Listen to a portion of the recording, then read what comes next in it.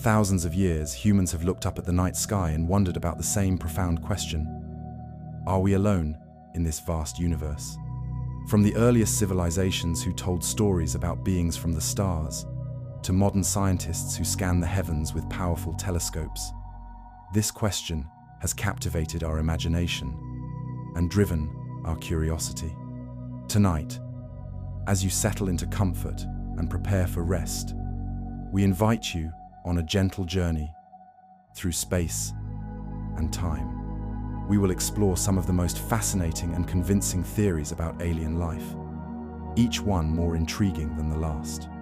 These are not wild fantasies or science fiction tales, but thoughtful ideas proposed by serious scientists and researchers who have dedicated their lives to understanding our place in the cosmos. The universe is unimaginably large. Our Milky Way galaxy alone contains over 200 billion stars, and astronomers estimate there may be 2 trillion galaxies in the observable universe. Each star could potentially host planets, and some of those planets might harbor life. When we consider these numbers, the possibility that Earth is the only world with life seems almost impossible. Yet here we are, apparently alone, sending radio signals into space and listening for replies that never come. This puzzle has given rise to some of the most compelling theories in science, each attempting to explain why we have not yet made contact with our cosmic neighbors. As we explore these ideas together, let your mind wander among the stars. Picture distant worlds where alien civilizations might be having their own conversations about whether they are alone. Imagine vast space cities, underwater worlds, or beings so different from us that we might not even recognize them as alive. Some theories suggest that aliens have already visited Earth in ancient times, leaving behind clues in our history and mythology. Others propose that advanced civilizations are deliberately avoiding us, watching from afar like scientists, observing animals in their natural habitat. Still, others wonder if we might be living in a computer simulation created by beings so advanced that their technology appears magical to us. Each theory opens a window into possibility, inviting us to consider not just whether aliens exist, but what they might be like, how they might think, and why we have not yet crossed paths with them. These questions touch on the deepest mysteries of existence itself. So as you relax and let these ideas wash over you, remember that you are part of something much larger than yourself. You are a conscious being on a small blue planet, orbiting an ordinary star, in one galaxy among trillions. And somewhere out there, in the quiet darkness between the stars, there may be others just like you, looking up at their own night sky and wondering if they too are alone. The search for alien life is really a search for understanding our own place in the universe. It is a quest that connects us to every human who has ever lived and wondered about the stars. And as you drift off to sleep tonight, you can rest knowing that this ancient question continues to inspire new discoveries and new ways of thinking about our cosmic home. The universe is full of mysteries, and we are just beginning to uncover them. Let us start this journey together, one peaceful thought at a time.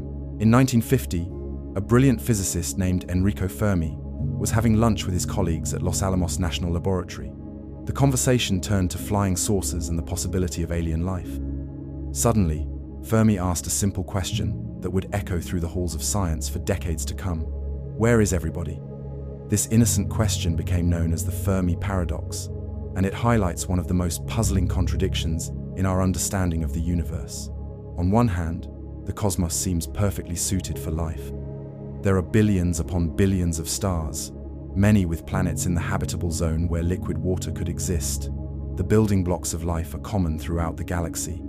Given enough time, life should have emerged on countless worlds. Yet when we look around, we see only silence. Our radio telescopes have been listening for signals from space for over 60 years, but they have detected nothing that clearly indicates intelligent alien life. We have found no ancient artifacts left behind by visiting civilizations. No alien probes have announced themselves in our solar system. The galaxy appears empty of the bustling activity we might expect from a universe teeming with life. This silence is deeply mysterious. If even a tiny fraction of the stars in our galaxy hosted intelligent life, and if some of those civilizations developed space travel, we should see evidence of their presence everywhere. A single advanced civilization could spread across the entire galaxy in just a few million years, which is a blink of an eye in cosmic terms. So where are they? Scientists have proposed many possible answers to Fermi's question, each more fascinating than the last. Perhaps intelligent life is incredibly rare, arising only under very specific conditions that Earth happened to meet by pure chance. Maybe there is something called the Great Filter, a nearly impossible hurdle that prevents most life forms from reaching advanced intelligence. Another possibility is that alien civilizations are out there, but they are so far away that their signals have not reached us yet.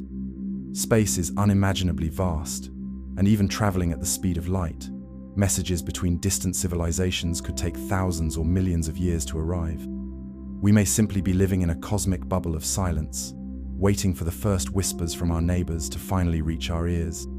Some scientists suggest that advanced civilizations might be deliberately avoiding contact with younger species like ourselves. This idea, sometimes called the zoo hypothesis, proposes that we are being observed and studied from afar, much like animals in a nature preserve. These watchers might have strict rules about non-interference, allowing us to develop naturally without outside influence. Perhaps aliens communicate in ways we have not yet discovered or understood. They might use technologies so advanced that their signals pass right through our detectors without being noticed. Imagine trying to detect television broadcasts using only a primitive radio from the early 1900s. You would hear nothing but static, even though the airwaves around you were full of complex information. There is also the sobering possibility that intelligent civilizations tend to destroy themselves before they can spread throughout the galaxy. War, environmental collapse, or technological disasters might be the common fate of species that reach our level of development. If this is true, then the silence we hear might be the echo of countless civilizations that rose to prominence, only to vanish into the darkness. Another intriguing idea is that aliens exist but remain hidden on purpose. They might have learned that revealing themselves to primitive civilizations like ours could cause panic, social upheaval, or even the collapse of our society. So they wait patiently in the shadows, perhaps monitoring our progress and waiting for us to mature enough to handle the truth of their existence. Some researchers wonder if we are looking for the wrong signs entirely. We tend to imagine alien civilizations as being similar to ourselves, building cities, using radio waves, and expanding across space. But truly, alien intelligence might be so different from us that we would not recognize it as life at all. They might exist as patterns of energy, live in the cores of stars, or exist on timescales so different from ours that our entire civilization appears to them as a brief flicker. The Fermi paradox also raises questions about our own future. If we are truly alone, or among the first intelligent species to emerge in our galaxy, then we carry a tremendous responsibility. We might be the ancestors of a civilization that will one day spread life and consciousness throughout the cosmos, or we might face the same mysterious fate that has apparently befallen so many others. As you contemplate these possibilities, imagine the profound loneliness of being the only intelligent species in a galaxy of 400 billion stars. Or picture the excitement of finally receiving that first message from space, a simple greeting that would change everything we thought we knew about our place in the universe. The silence continues, but it is not an empty silence. It is full of possibility, mystery, and wonder. Every night, when you look up at the stars, you are participating in humanity's greatest question. And perhaps somewhere out there, another being is looking back at you, wondering the same thing. The paradox becomes even more intriguing when we consider the age of the universe. Our cosmos is 13.8 billion years old, and Earth formed only 4.5 billion years ago. This means there has been plenty of time for other civilizations to arise and spread throughout the galaxy long before our planet even existed. Some alien species could have had a head start of billions of years, developing technologies and capabilities that would seem like magic to us. Imagine a civilization that emerged when the universe was only a few billion years old. By now, they would have had over 10 billion years to perfect their science, explore the galaxy, and establish themselves on countless worlds. They might have built structures so vast that they dwarf our solar system, or developed technologies that harness the power of entire stars. Such beings would be to us as we are to the simplest bacteria. Yet even with all this time and all these possibilities, we detect nothing. The galaxy appears as quiet and empty, as if we were the only intelligent beings who have ever existed. This silence becomes more mysterious the more we think about it. Some scientists propose that the answer lies in the nature of intelligence itself. Perhaps there is something about conscious, thinking beings that naturally leads them away from the kind of expansion and activity we might expect. Maybe advanced civilizations turn inward, focusing on virtual realities, philosophy, or forms of existence that leave no trace for others to detect. Another possibility is that intelligence naturally leads to transcendence. Once a species reaches a certain level of understanding about the nature of reality, they might abandon physical existence altogether, moving into dimensions or states of being that we cannot perceive or imagine. They would still exist, but in a form so different from our current understanding that we would never recognize them. The physicist John Ball suggested that alien civilizations might follow a principle similar to the Prime Directive from Star Trek. This idea proposes that ethical advanced civilizations make it a rule never to interfere with the natural development of younger species. Under this theory, the galaxy might be full of watchful eyes, all carefully avoiding any action that would reveal their presence to us. There is also the possibility that alien civilizations communicate primarily with each other and simply consider us too primitive to be worth contacting. We might be like ants, trying to intercept human radio transmissions. The signals are all around us, but we lack the sophistication to recognize or decode them. Consider too that our search for alien life has been remarkably brief in cosmic terms. We have been actively listening for alien signals for less than a century, which is an infinitesimally small amount of time compared to the age of the universe. We might simply need to be more patient. The first message from space could arrive tomorrow, or it might not come for another 1,000 years. The tools we use to search for alien life are also quite limited. We can only detect certain types of signals, and only if they are pointed directly at us and transmitted at just the right time. An alien civilization would need to be actively trying to communicate with us using technologies we understand for us to have any chance of hearing them. Perhaps most humbling of all is the possibility that we are not advanced enough to be noticed. Would you try to have a conversation with a bacterium? Advanced alien civilizations might view us the same way we view insects, as interesting, but far too simple to engage with meaningfully. The Fermi paradox also forces us to confront the possibility that intelligence and technology do not inevitably lead to expansion across the galaxy. Maybe there are natural limits to growth that prevent any species from spreading beyond their home star system. Or perhaps the challenges of interstellar travel are simply too great, even for highly advanced civilizations. As you drift off to sleep tonight, let your mind wander through these possibilities. Picture vast alien cities on distant worlds, their inhabitants going about their daily lives under foreign stars. Imagine the quiet watchers who observe us from afar, carefully cataloging our progress.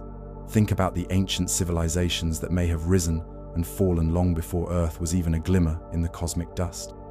The silence of space is not empty. It is pregnant with possibility, full of questions that have no easy answers. And perhaps that is exactly how it should be. The mystery of the Fermi paradox reminds us that the universe is far stranger and more wonderful than we can currently comprehend. Perhaps the answer is not that they are not out there, but that we are not yet ready to understand or hear them. The universe keeps its secrets well, but it rewards those who are patient enough to listen. In 1961, a young astronomer named Frank Drake was preparing for the first scientific meeting ever held on the search for extraterrestrial intelligence.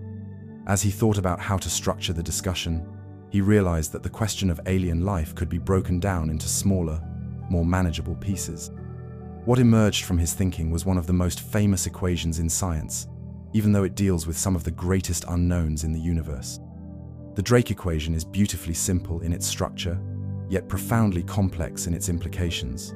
It attempts to estimate how many communicating alien civilizations might exist in our galaxy right now.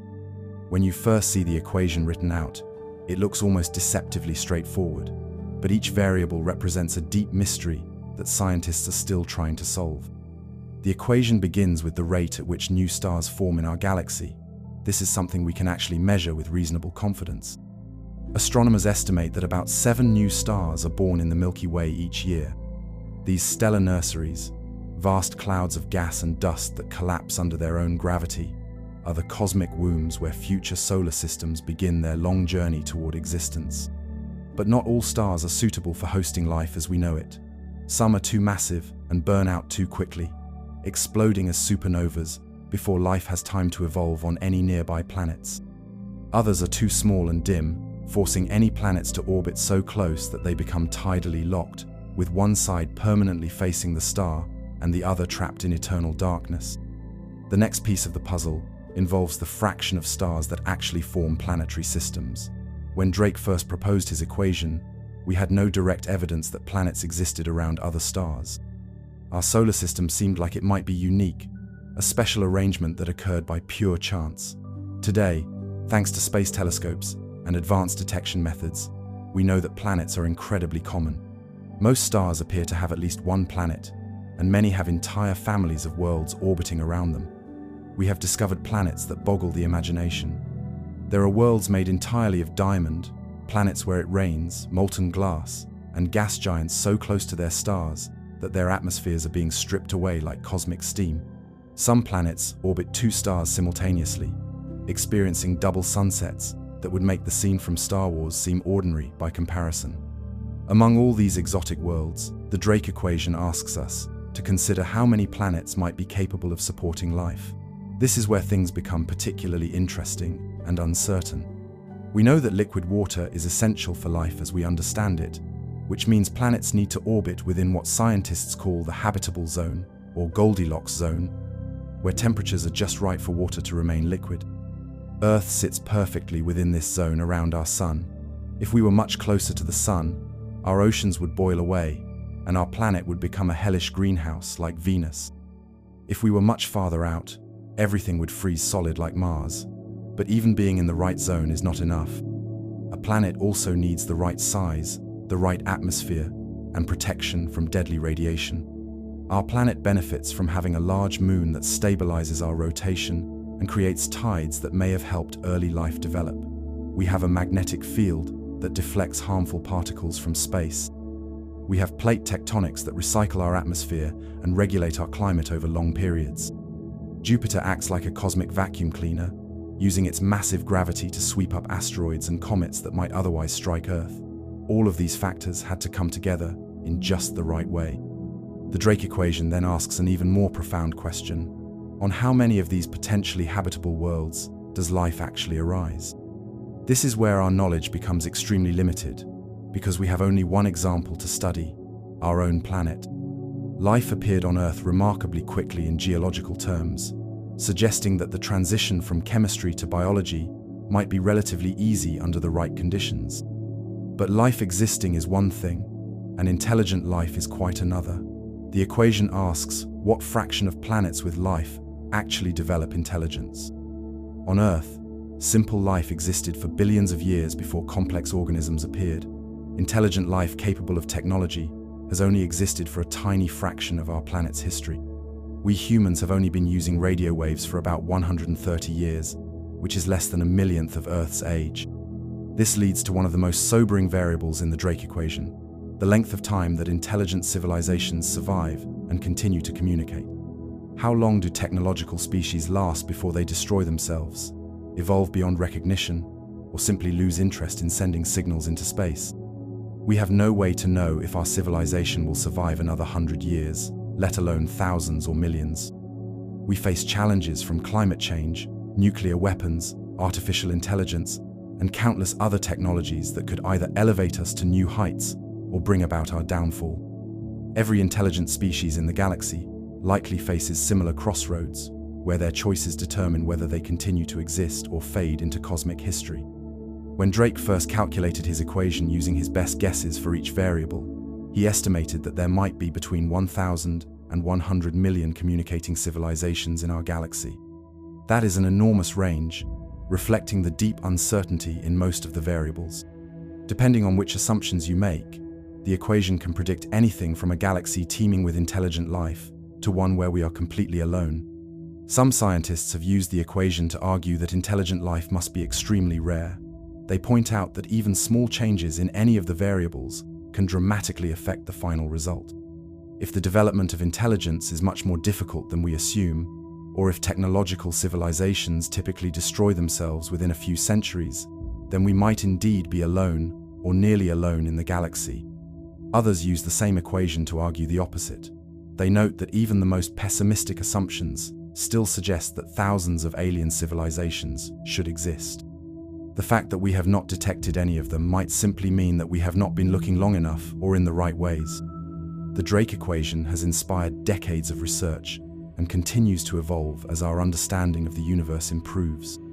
Modern versions include factors that Drake could never have imagined, such as the role of gamma-ray bursts in sterilizing entire regions of the galaxy, or the possibility that life might thrive in environments we once thought were completely hostile.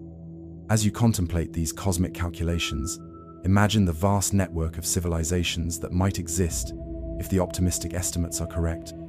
Picture alien astronomers on distant worlds using their own versions of the Drake equation to wonder about the possibility of life on a small blue planet orbiting a yellow star.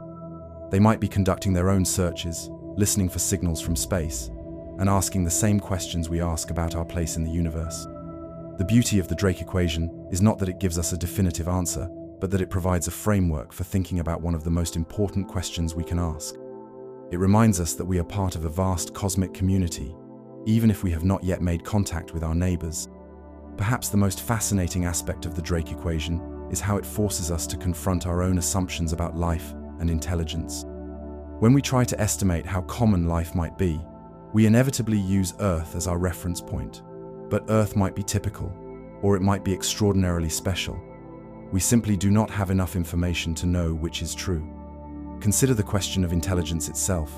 On Earth, intelligence as we define it has evolved only once in our own species.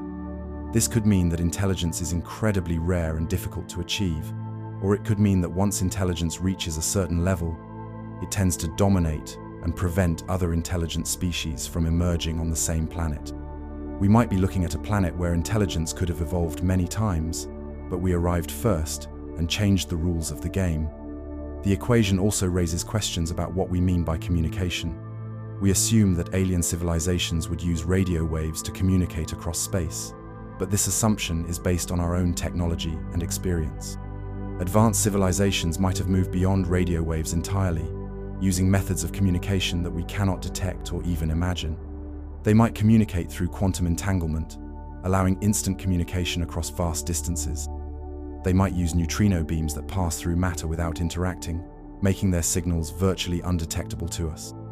Or they might have developed biological methods of communication, growing living networks that span entire star systems. The time factor in the Drake equation is particularly humbling. Even if alien civilizations are common, the chances of two of them existing and communicating at the same time are much smaller. Civilizations might rise and fall like waves on a cosmic ocean, each one brilliant and brief when measured against the age of the galaxy. Imagine if an alien civilization had thrived in our galaxy 50 million years ago. They might have built magnificent cities, explored nearby star systems, and transmitted powerful signals into space. But by the time their signals reached Earth, our planet was populated only by primitive mammals. We missed each other by an enormous span of time, like two ships passing in the night on an ocean so vast that their lights never crossed. The reverse could also be true. We might be sending our signals into space right now, but the nearest alien civilization might not emerge for another million years. Our radio telescopes would be archaeological artifacts by the time anyone is listening for them. This temporal mismatch could explain why the galaxy seems so quiet, despite potentially being full of life. The Drake equation also highlights the importance of asking the right questions. The original equation focuses on civilizations that communicate using radio waves. But what if most alien life is not interested in communication? What if advanced civilizations prefer to remain hidden? Or what if they have evolved beyond the need for technology as we understand it? Some versions of the equation now include factors for civilizations that might be detectable without actively communicating. These could include civilizations that build massive structures around their stars to collect energy, or those that engage in large-scale engineering projects that would be visible from great distances. The search for such signatures is opening up new ways of looking for alien intelligence. The equation has also been expanded to consider the possibility of life in environments that we once thought were impossible. We now know that life can thrive in extreme conditions, from the deepest ocean trenches to the most acidic hot springs. This has led scientists to consider the possibility of life on moons like Europa and Enceladus, which have liquid oceans beneath their icy surfaces. If life can exist in such environments, then the number of potentially habitable worlds in our galaxy could be much larger than we originally thought. Every large planet might have several moons capable of supporting life. Gas giants might have floating ecosystems in their atmospheres. Even rogue planets, wandering through space without a star, might harbor life in their subsurface oceans. The Drake equation remains one of the most powerful tools we have for thinking about our place in the universe. It reminds us that the question of alien life is not just about whether they exist, but about how we might find them and what their existence would mean for us. As you rest tonight, consider that somewhere in the galaxy, an alien scientist might be working on their own version of the Drake equation. They might be plugging in numbers, making assumptions, and wondering about the possibility of life on other worlds. They might be looking up at their night sky and wondering if anyone is looking back. The mathematics of the Drake equation are simple, but the reality it describes is wonderfully complex. Each variable represents a gateway to new understanding, a door that opens onto deeper mysteries about life, intelligence, and our cosmic destiny. In the quiet of the night, the stars around us may hold civilizations as real as our own, waiting to be discovered. Imagine a cosmic obstacle course that stretches across billions of years, with challenges so difficult that most life forms never make it to the finish line. This is the essence of the Great Filter, one of the most sobering and thought-provoking theories about why we might be alone in the universe. The idea suggests that somewhere between the formation of planets and the emergence of galaxy-spanning civilizations, there exists a barrier so formidable that almost nothing gets past it. The concept was popularized by economist Robin Hanson, who was trying to reconcile the apparent contradiction between the high probability of alien life and the complete absence of any evidence for it. If life should be common throughout the universe, and if some of that life should have evolved into advanced civilizations by now, then where is everybody? The Great Filter offers a chilling possible answer. There is something that stops almost all life from reaching the level where it could spread across the galaxy. The question that keeps scientists awake at night is simple, yet profound. Where is this filter located? And have we already passed through it? Or does it still lie ahead of us? The answer to this question could determine the fate of our entire species and perhaps all life on Earth. Let us begin at the very beginning and trace the long journey from lifeless matter to a civilization capable of reaching the stars. The first step is the formation of suitable planets around stable stars. This seems to happen quite readily throughout the universe.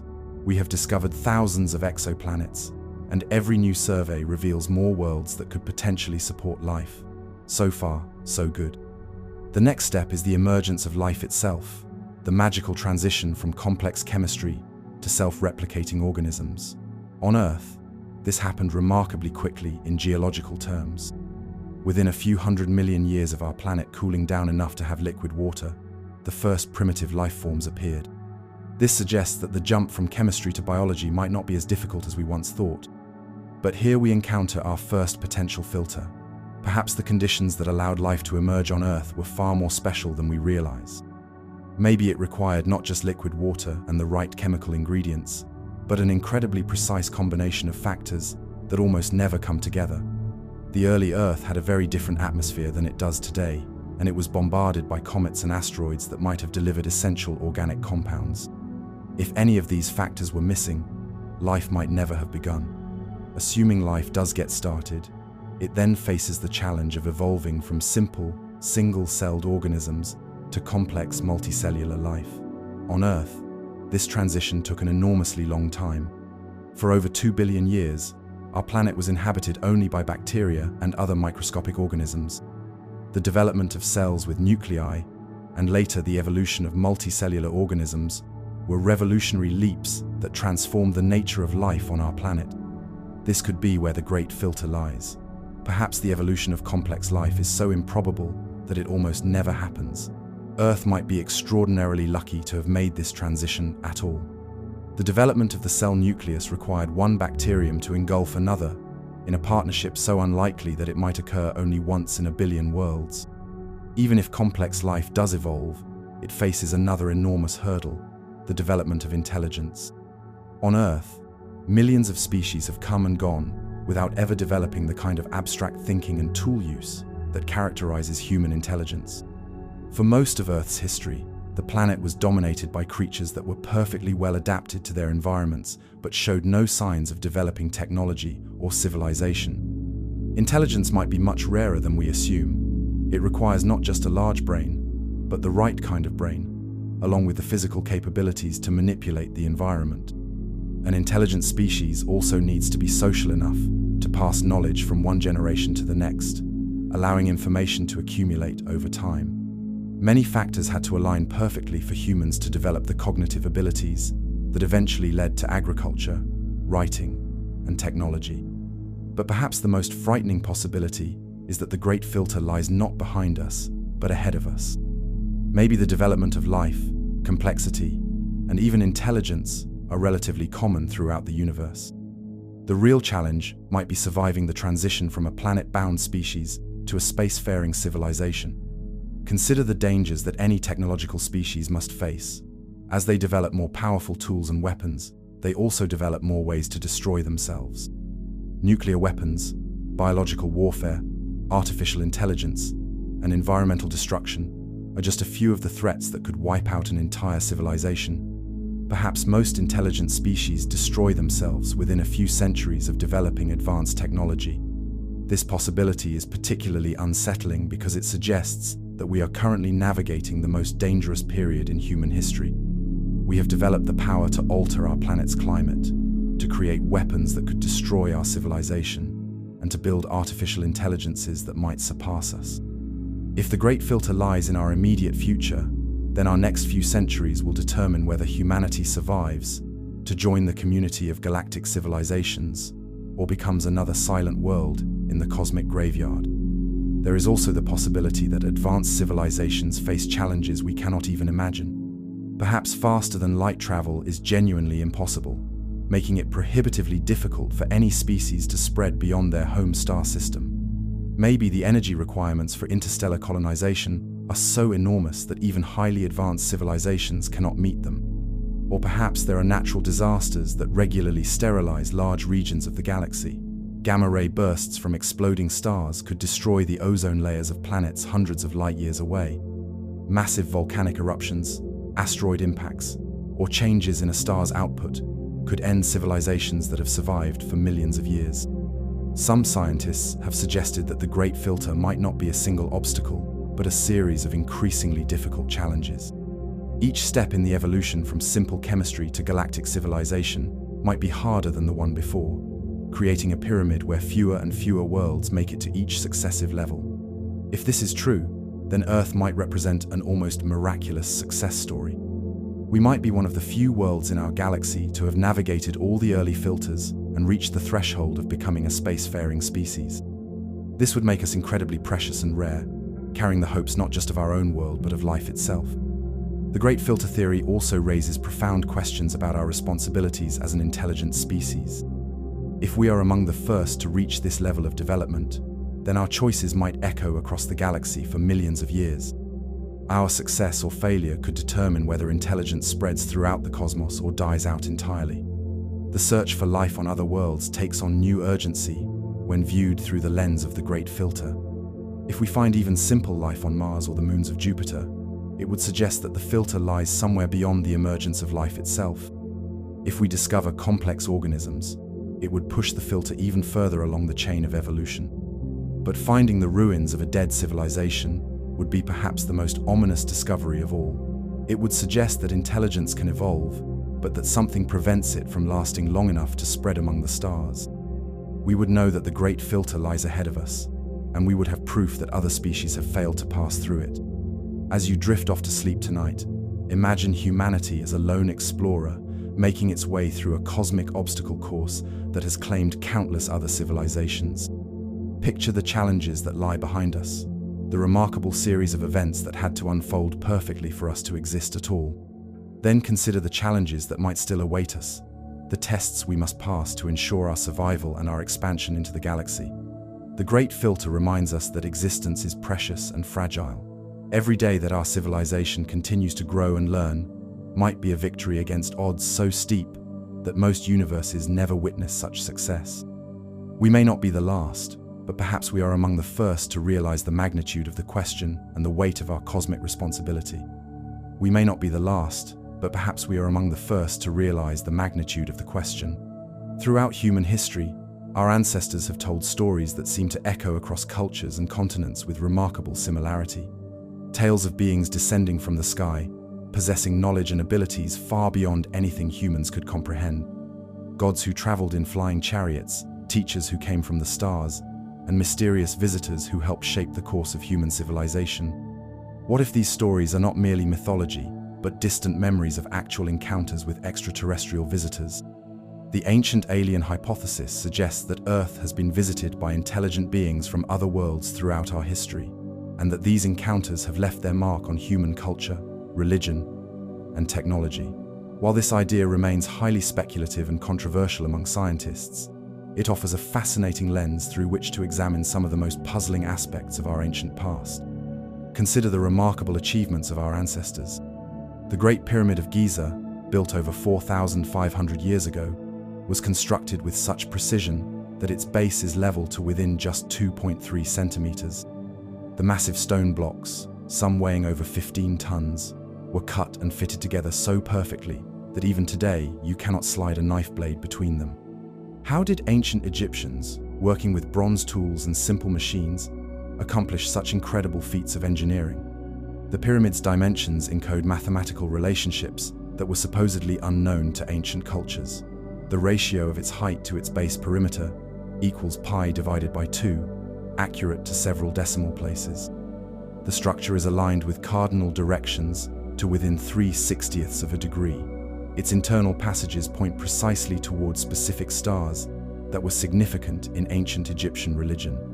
Such accuracy seems to demand knowledge of mathematics, astronomy, and engineering that mainstream archaeology says these ancient people did not possess.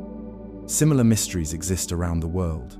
At Pumapunku in Bolivia, ancient builders created stone blocks with such intricate and precise cuts that they appear to have been made with modern machinery. Some blocks have perfectly straight edges, smooth surfaces, and complex angles that would challenge even contemporary stonemasons. The blocks fit together like pieces of an enormous three-dimensional puzzle without the use of mortar, yet they have remained stable for over 1,000 years. On Easter Island, nearly 900 massive stone statues called moai stand as silent sentinels overlooking the Pacific Ocean. These statues, some weighing over 80 tons, were somehow transported across the island and erected with precision. The logistics of moving such enormous weights across difficult terrain without modern equipment remains a mystery that archaeologists are still trying to solve. The Nazca lines in Peru present another puzzle. These enormous geoglyphs, etched into the desert floor, can only be fully appreciated from high above the ground. Some of the designs stretch for hundreds of meters and depict animals, geometric shapes, and strange humanoid figures. Who created these massive artworks, and why did they make them so large that they could only be seen from the sky? Did the ancient Nazca people somehow have access to flight, or were they creating signals for visitors from above? Ancient texts from cultures around the world contain descriptions that sound remarkably similar to modern accounts of UFO encounters. The Book of Ezekiel describes a vision of a craft with wheels within wheels, covered in eyes, descending from heaven with great noise and flashing lights. Ancient Indian texts called the Vedas describe flying vehicles called vimanas, complete with detailed instructions for their construction and operation. These texts include descriptions of aerial battles between gods using weapons that sound suspiciously like advanced technology. The Sumerian civilization, one of the earliest known human societies, left behind texts that describe beings called the Anunnaki, who supposedly came from the sky to Earth. According to these ancient accounts, these visitors possessed advanced knowledge and technology, and they played a crucial role in the development of human civilization. They taught humans agriculture, writing, mathematics, and astronomy. Some interpretations of these texts suggest that the Anunnaki may have been extraterrestrial visitors rather than mythological gods. Cave paintings from around the world, dating back tens of thousands of years, often depict humanoid figures with strange proportions, wearing what appear to be helmets or breathing apparatus. Some of these ancient artworks show figures surrounded by what could be interpreted as spacecraft or energy fields. In the Sahara Desert, rock art depicts beings with large eyes and elongated heads, remarkably similar to modern descriptions of alien visitors. The ancient alien hypothesis also attempts to explain the sudden leaps in human development that punctuated our early history. For millions of years, human ancestors used the same simple stone tools with little change or improvement. Then, relatively suddenly in evolutionary terms, there was an explosion of innovation. Humans began creating art, developing complex language, practicing agriculture, and building permanent settlements. What caused this dramatic acceleration in human development? Proponents of the ancient alien theory suggest that extraterrestrial visitors may have shared knowledge with early humans, jump-starting our technological and cultural development. They point to myths from many cultures that describe gods or sky beings teaching humans essential skills, like farming, metalworking, and writing. Perhaps these were not gods at all, but alien visitors who took an interest in helping our species develop. The theory also addresses some puzzling aspects of human genetics and evolution. Humans share most of our DNA with other primates, but there are some unusual features that set us apart. Our rapid brain development, our upright posture, our relatively hairless skin, and our ability for complex speech all evolved relatively quickly compared to the gradual pace of most evolutionary changes. Could some of these traits have been influenced by genetic intervention from advanced beings? Consider also the remarkable astronomical knowledge possessed by ancient cultures. The Mayan calendar was more accurate than the calendar used in Europe until relatively recent times. Ancient Egyptians knew the precise length of the year to several decimal places. The builders of Stonehenge aligned their monument with celestial events with extraordinary precision. How did these ancient people, supposedly without advanced instruments, acquire such detailed knowledge of astronomy? The ancient alien hypothesis suggests that visitors from other worlds may have shared this astronomical knowledge with early humans. Perhaps they taught our ancestors about the movements of the planets and stars, either as a gift of knowledge or as a way to help humans develop a more sophisticated understanding of their place in the universe. Of course, mainstream archaeology and anthropology offer explanations for these mysteries that do not require extraterrestrial intervention. Human ingenuity, determination, and accumulated knowledge over generations can accomplish remarkable things. The precision of ancient monuments might reflect sophisticated techniques that have been lost to time rather than alien assistance. The similarities between mythologies from different cultures might result from common human experiences and psychological patterns rather than shared memories of actual alien encounters. The sudden advances in human development could be explained by reaching critical thresholds in population, communication, or environmental pressures that triggered rapid cultural evolution.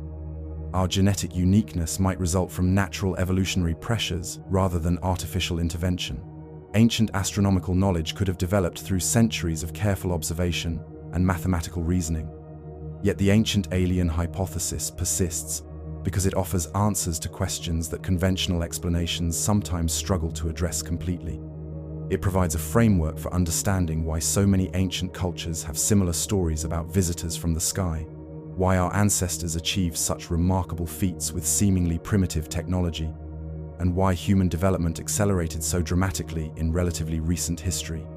Whether or not ancient aliens actually visited Earth, the stories and evidence associated with this theory remind us that our ancestors were far more sophisticated and capable than we sometimes give them credit for. They were skilled observers of the natural world, ingenious problem solvers, and creative thinkers who found ways to accomplish extraordinary things with the resources available to them.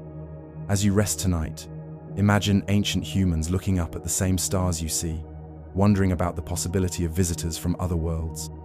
Picture mysterious teachers sharing knowledge around campfires, or strange crafts moving silently across prehistoric skies. Consider the possibility that we are not the first intelligent beings to walk on Earth, and that our planet may have hosted visitors from distant worlds long before we developed the technology to visit them ourselves. In the pages of ancient history, there may be stories written in the stars, waiting to be understood. Imagine for a moment that you are a wildlife researcher studying a newly discovered species of intelligent primates in a remote forest. You want to observe their natural behavior, learn how they interact with each other, and understand how they solve problems and develop their society.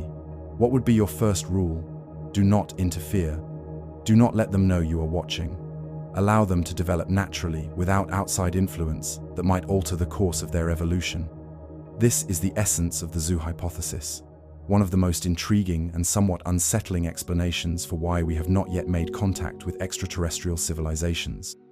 The theory suggests that advanced alien species are indeed aware of us, but they have made a deliberate choice to observe humanity from a distance without revealing their presence.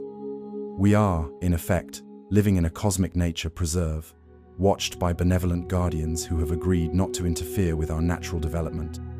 The idea was first formally proposed by astronomer John Ball in 1973, though similar concepts had been explored in science fiction for decades.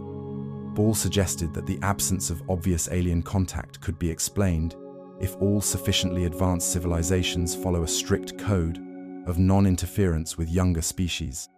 Just as we try to study animals in their natural habitats without disrupting their behavior, alien civilizations might study us while remaining carefully hidden. This hypothesis immediately raises fascinating questions about the nature of intelligence and ethics on a cosmic scale. If alien civilizations have developed this kind of moral framework, it suggests that wisdom and compassion tend to grow alongside technological advancement. Perhaps any species that survives long enough to become truly advanced naturally develops a deep respect for the autonomy and natural development of other forms of life. Consider what this would mean for our understanding of the universe around us. Right now, as you listen to these words, there might be alien observers studying human behavior, taking notes on our social structures, our art, our science, and our struggles. They might be fascinated by our music, puzzled by our politics, or amazed by our capacity for both cruelty and kindness. We could be the subjects of the greatest anthropological study ever conducted. The observers might be hidden in ways we cannot even imagine. They could be using technology so advanced that their surveillance methods are completely undetectable to us. Perhaps they observe us through quantum sensors that can monitor our world without any physical presence. They might use artificial intelligence probes no larger than dust particles, or they could be watching us from hidden bases on the dark side of the moon or in the asteroid belt. Some versions of the zoo hypothesis suggest that these alien watchers occasionally make their presence known through carefully controlled contact. UFO sightings, rather than being evidence of random visits, might be deliberate glimpses allowed by our observers. Perhaps they show themselves just enough to plant the idea of extraterrestrial life in our collective consciousness, preparing us gradually for eventual contact, while being careful not to cause panic or social upheaval. The hypothesis also provides an elegant explanation for why alien contact, if it occurs, seems to happen to individuals rather than through official government channels. If advanced civilizations want to study our reactions to the possibility of alien life without disrupting our society, they might choose to reveal themselves to selected individuals who are unlikely to be believed by the mainstream. This would allow them to gauge our readiness for contact while maintaining the overall integrity of their observation. Think about the ethical implications of the zoo hypothesis from the perspective of the watchers. If you were part of an advanced civilization and you discovered a younger species like humanity, what would you do? The temptation to help might be enormous, especially if you saw us struggling with problems you had already solved. War, disease, environmental destruction, and social inequality might all be issues that advanced civilizations have long since overcome. But interference, however well-intentioned, could rob us of the opportunity to solve these problems ourselves. The struggles we face as a species might be essential parts of our development, challenges that will make us stronger and wiser if we overcome them on our own. Alien intervention might stunt our growth, creating a dependency that prevents us from reaching our full potential. The zoo hypothesis also suggests that there might be specific criteria that younger civilizations must meet before they are welcomed into the galactic community. Perhaps we need to achieve certain levels of technological development, social maturity, or environmental responsibility before the watchers reveal themselves. First contact might not happen until we prove that we can handle the knowledge of our place in a larger cosmic society. This idea is both humbling and hopeful. It suggests that humanity is being evaluated not just on our technological achievements, but on our wisdom, our ethics, and our ability to live in harmony with our planet and each other. Every act of kindness, every scientific discovery, and every step toward peace and understanding might be moving us closer to the day when we are deemed ready for contact. The hypothesis also raises questions about what happens to civilizations that fail these tests. Do species that destroy themselves or their environments simply remain uncontacted forever? Or do the Watchers sometimes intervene to prevent extinction if a civilization shows promise but encounters obstacles beyond their ability to overcome? The rules of this cosmic preserve might be more complex than we can imagine. Some researchers have suggested that the Zoo hypothesis could explain certain puzzling aspects of our solar system. The unusual stability of Earth's orbit, the protective presence of Jupiter, and the way our moon stabilizes our planet's rotation might not be mere cosmic coincidence. Perhaps our solar system has been carefully engineered to provide the ideal conditions for a young civilization to develop. If this is true, then the very existence of life on Earth might be part of a vast experiment or nature preserve established by beings so advanced that their technology appears to us as natural law. We might be living in the equivalent of a carefully maintained garden, designed to give us the best possible chance of developing into a mature civilization. The Zoo hypothesis also offers a perspective on human uniqueness that is both special and universal. We might be unique in this region of the galaxy as the only young civilization currently developing, making us incredibly precious to our watchers. At the same time, we might be part of a larger pattern, one of many species that have been nurtured and observed as they make their way toward galactic citizenship. As you contemplate this possibility, imagine the vast network of intelligence that might surround us. Picture alien scientists in hidden observatories, documenting our progress and debating among themselves about our readiness for contact. Think about the meetings they might hold, the reports they might file, and the decisions they might make about our future. The Watchers might feel genuine affection for humanity, the way a parent feels protective love for a growing child. They might celebrate our achievements, worry about our mistakes, and hope that we will eventually join them as equals in the cosmic community. Or they might view us with the detached curiosity of scientists, studying an interesting but primitive species. The Zoo hypothesis reminds us that we might not be as alone as we sometimes feel. Even if we cannot see them, even if we have no proof of their existence, we might be surrounded by a community of intelligent beings who care about our development and our future. This invisible support system might be one of the greatest gifts an advanced civilization could give to a younger one. Whether we are in a zoo, a nature preserve, or simply an unnoticed corner of a vast galaxy, the hypothesis encourages us to think about what kind of civilization we want to become. If we are being watched and evaluated, what impression do we want to make? How can we prove that we are ready to take our place among the stars? The Zoo hypothesis becomes even more fascinating when we consider the practical challenges that advanced civilizations would face in maintaining such a preserve. How do you hide an entire galactic civilization from a species that is rapidly developing more sophisticated technology? How do you ensure that none of your countless member species accidentally reveals themselves to the subjects under observation? The answer might lie in technology so advanced that it operates according to principles we cannot even comprehend. The Watchers might use cloaking systems that bend light and other forms of radiation around their spacecraft, making them completely invisible to our instruments. They could manipulate gravity itself to move through our solar system without leaving any detectable traces. Their bases might exist in parallel dimensions or pocket universes that overlap with our own space but remain completely separate from our reality. Consider the possibility that our observers have been with us since the very beginning of human civilization. They might have watched our ancestors discover fire, develop language, and create the first tools.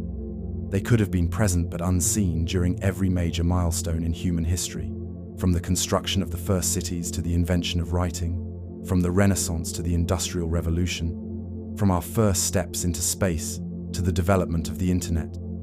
Imagine the archives they might have accumulated over thousands of years of observation, complete recordings of human history, documentation of every culture that has ever existed, libraries containing the full spectrum of human thought and creativity.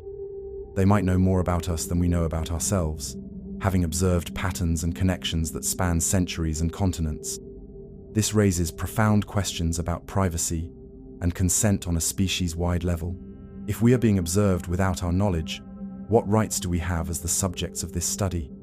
Do advanced civilizations have the moral authority to watch and document younger species without permission? Or is this kind of observation considered a natural right of more developed beings, just as we study animals without asking their consent? The zoo hypothesis also suggests that our development might not be entirely natural. While the Watchers may have a policy of non-interference, they might still guide our evolution in subtle ways. Perhaps they occasionally prevent catastrophic asteroid impacts, adjust our climate through carefully controlled interventions, or influence our development through inspirational contact with selected individuals throughout history. Many of the great leaps forward in human knowledge and creativity might have been gently nudged by our unseen guardians. Scientific breakthroughs, artistic masterpieces, and philosophical insights that seem to come from nowhere might actually represent carefully planted seeds of inspiration. The Watchers might work through dreams, meditation, or moments of creative inspiration, sharing knowledge in ways that feel completely natural to us. This could explain why certain discoveries seem to happen simultaneously in different parts of the world. When multiple inventors work on the same problem and reach similar solutions at roughly the same time, it might not be mere coincidence. Perhaps the Watchers are sharing certain concepts when they judge that humanity is ready for specific advances, ensuring that important discoveries are not lost if one researcher fails to complete their work. The hypothesis also addresses the question of what happens when a civilization is ready for contact. The transition from isolation to galactic citizenship might be a gradual process that takes place over many generations. First contact might not be a single dramatic event, but rather a slow revelation that begins with increased UFO activity and unexplained phenomena, progresses through limited contact with selected individuals, and eventually culminates in open communication between civilizations. We might already be in the early stages of this process without realizing it. The increasing number of UFO sightings and government acknowledgements of unidentified aerial phenomena could be signs that our Watchers are beginning to prepare us for eventual contact. They might be slowly acclimating us to the idea that we are not alone, building our tolerance for the truth gradually to prevent cultural shock. The zoo hypothesis also raises questions about other young civilizations that might exist elsewhere in the galaxy. If we are part of a preserved system, there might be dozens or even hundreds of other species at various stages of development, all being watched and guided by the same network of advanced civilizations. Some might be far behind us, still discovering agriculture or written language. Others might be slightly ahead, perhaps having achieved interplanetary travel or solved the challenges of sustainable energy. Occasionally, these different preserve worlds might be allowed to make contact with each other as part of their development process. First contact between two young civilizations might be easier and less traumatic than contact with an advanced species. The Watchers might orchestrate meetings between species that are at similar developmental levels, allowing them to learn from each other while maintaining the overall structure of the preserve system. The emotional toll on the Watchers themselves is another aspect worth considering. Imagine spending centuries or millennia observing a species you have grown to care about, watching them struggle with problems you could easily solve, seeing them make mistakes that cause tremendous suffering. The discipline required to maintain non-interference in the face of such emotional investment would be extraordinary. Perhaps different factions among the Watchers disagree about the best approach to take with us. Some might advocate for more direct intervention, especially when they see us facing existential threats like climate change or nuclear war. Others might insist on strict adherence to non-interference policies, arguing that premature contact would do more harm than good. The decisions about our future might be the subject of intense debate among civilizations we have never imagined. The zoo hypothesis also offers hope for our future, in ways that other explanations for the silence of the galaxy do not. If we are being watched and protected, it means that our development is valued by beings far more advanced than ourselves. It suggests that consciousness and intelligence are precious in the universe, worth preserving and nurturing even when they appear in primitive forms. As you drift towards sleep tonight, consider the possibility that you are never truly alone. Somewhere beyond the reach of our telescopes and sensors, patient observers might be documenting this very moment. They might be recording your thoughts and dreams, your hopes and fears, as part of the vast ongoing study of human consciousness and development. Think about what message you would want to send to these watchers if you could communicate with them directly. What would you want them to know about humanity? What questions would you ask about the universe and our place in it? How would you prove that we are ready to move beyond our current limitations and join the larger community of conscious beings? Perhaps we are not alone, but watched from afar, observed quietly as we unfold our own story. What if everything you have ever experienced, every memory you hold dear, every sensation you have felt, is nothing more than information processed by an unimaginably sophisticated computer?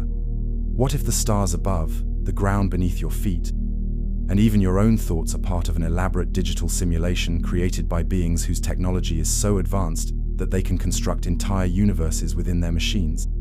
This is the essence of the simulation hypothesis, one of the most mind-bending and philosophically challenging theories about the nature of reality itself.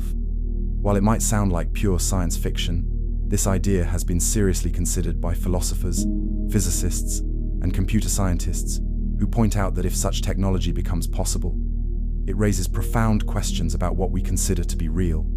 The modern version of this hypothesis was popularized by philosopher Nick Bostrom in 2003, though similar ideas have been explored by thinkers throughout history.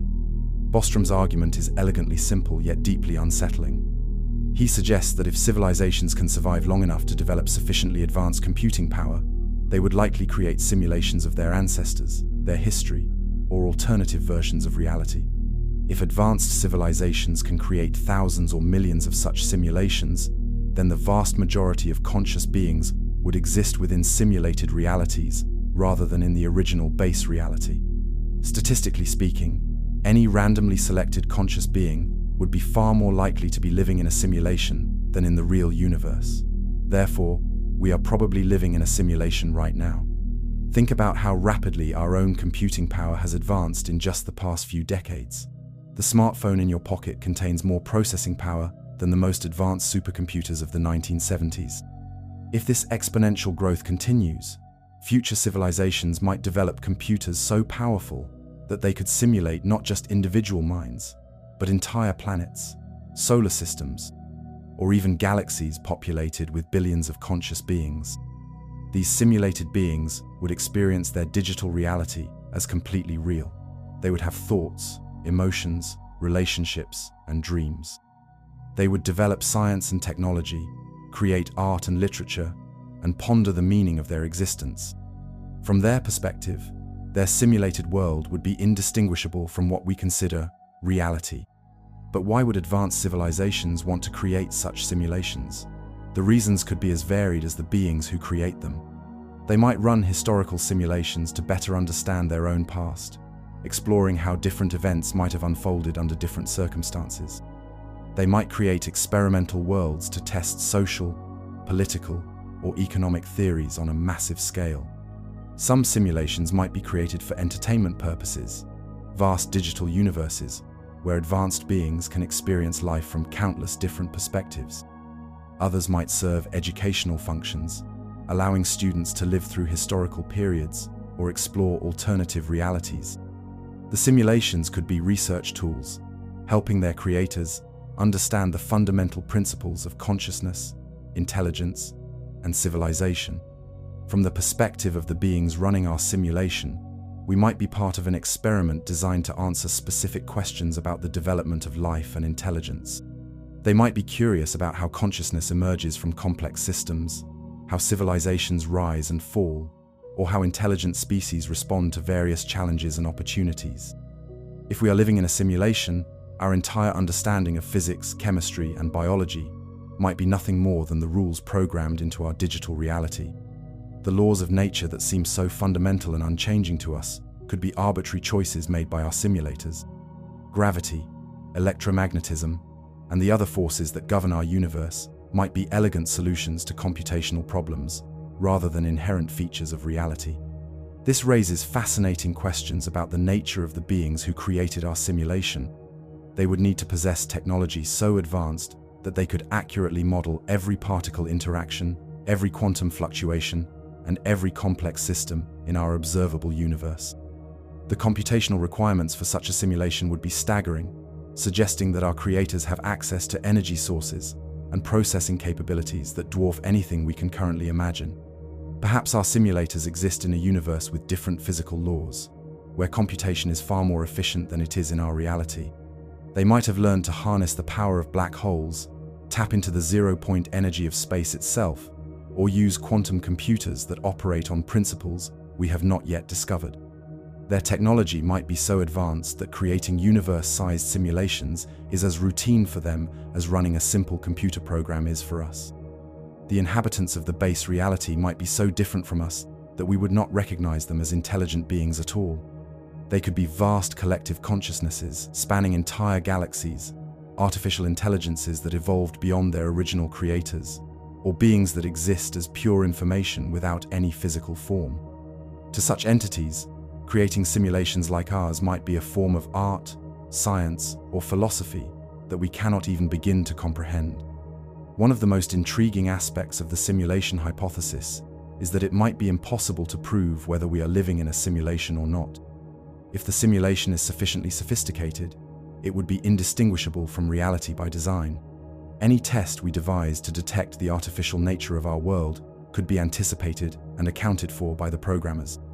However, some researchers have suggested that we might be able to find evidence of our simulated nature by looking for computational shortcuts or glitches in the fabric of reality.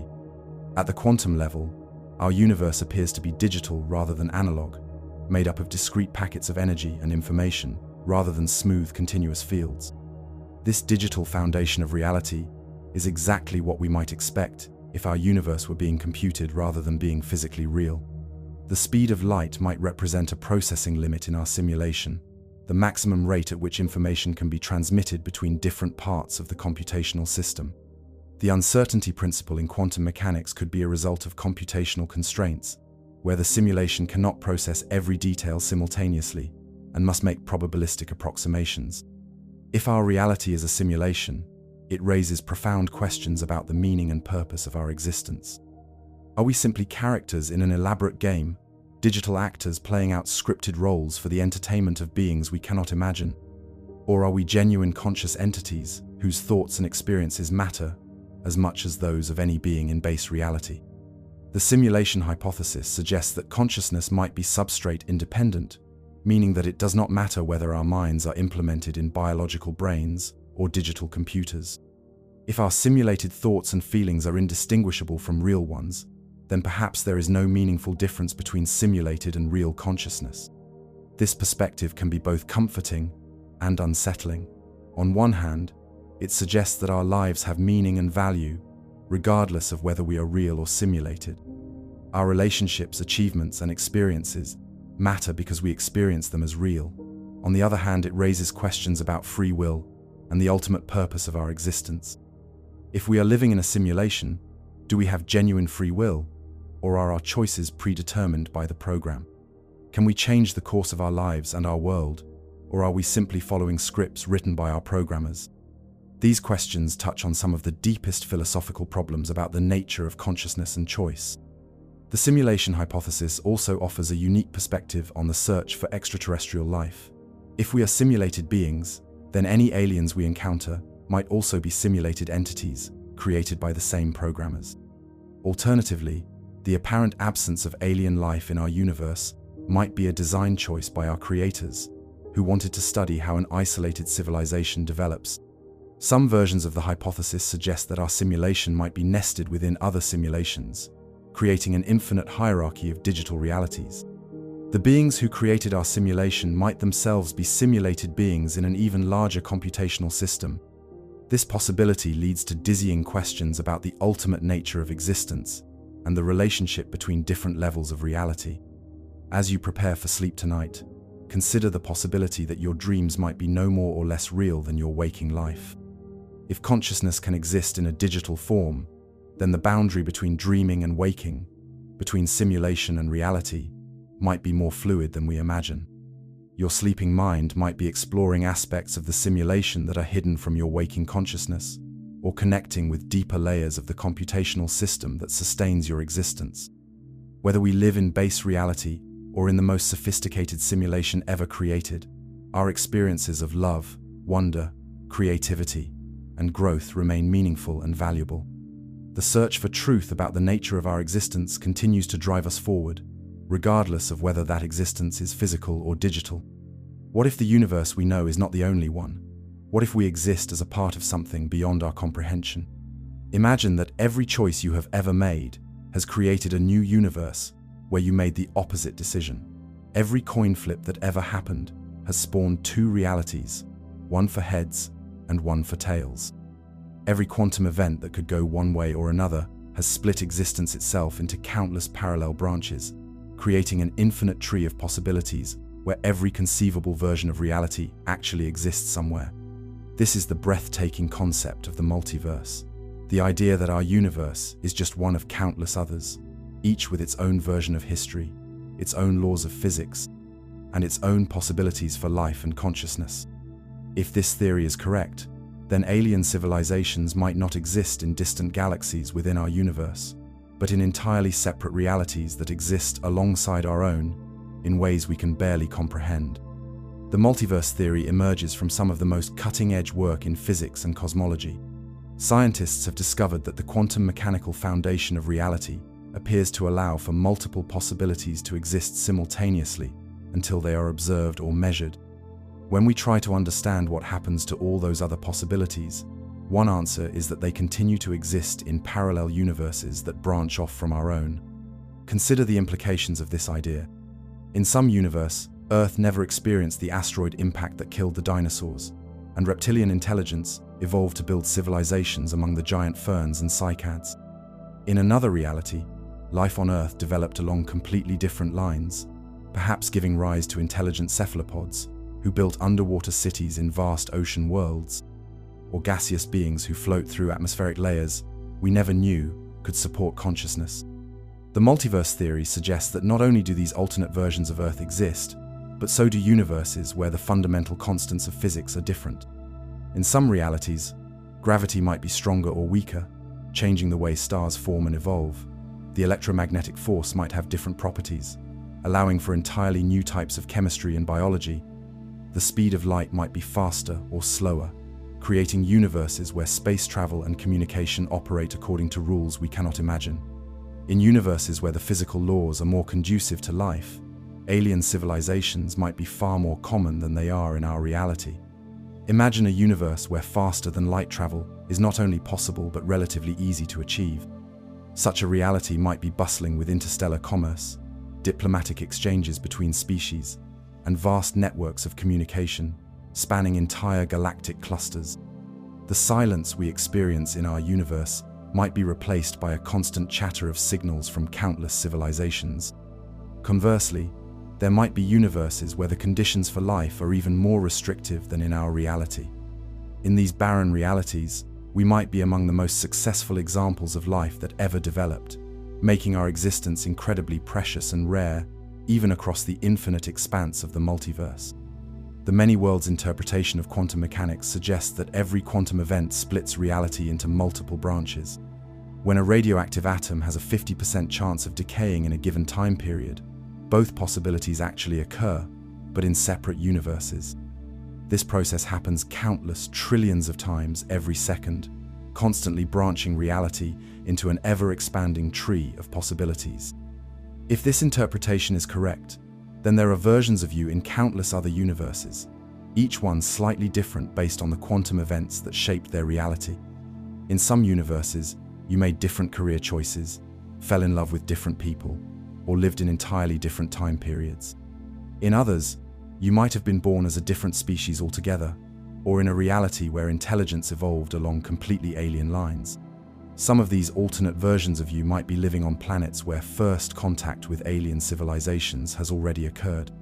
They might be part of interstellar societies, exploring distant galaxies, or communicating with forms of life so exotic that they challenge every assumption about what consciousness can be.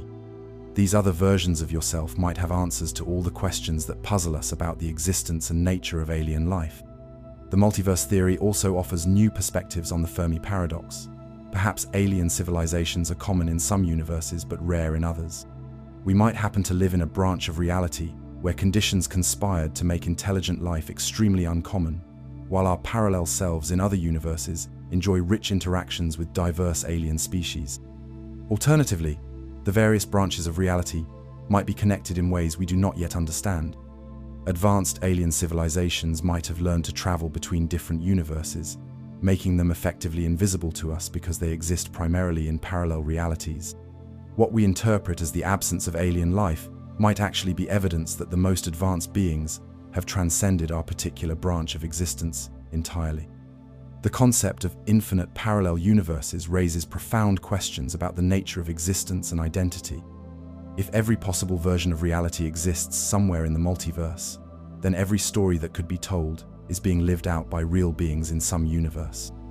Every fictional character you have ever imagined might be a real person in a parallel reality.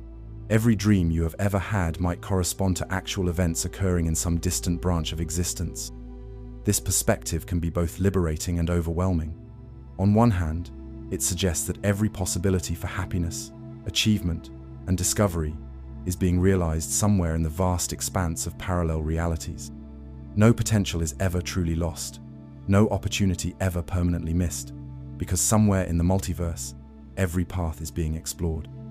On the other hand, the infinite nature of the multiverse means that every tragedy, every form of suffering, and every missed opportunity is also being played out in countless realities. The knowledge that infinite versions of yourself are experiencing every conceivable fate can be a source of both comfort and existential anxiety. Some theories suggest that consciousness might be able to experience glimpses of other branches of reality through dreams, meditation, or altered states of awareness. The sense of déjà vu that we sometimes experience might be memories bleeding through from parallel versions of events. Creative inspiration might come from unconscious contact with realities where different discoveries have been made or different artistic visions have been realized. If the multiverse theory is correct, then the search for alien life takes on an entirely new dimension. We are not just looking for life in our own universe, but potentially seeking contact with beings who exist in parallel realities. Advanced civilizations might have developed technologies that allow them to communicate or travel between different branches of the multiverse, making them appear and disappear in ways that seem impossible according to our understanding of physics. The implications for consciousness itself are staggering. If every possible configuration of matter and energy exists somewhere in the multiverse, then consciousness might be far more common and varied than we can imagine.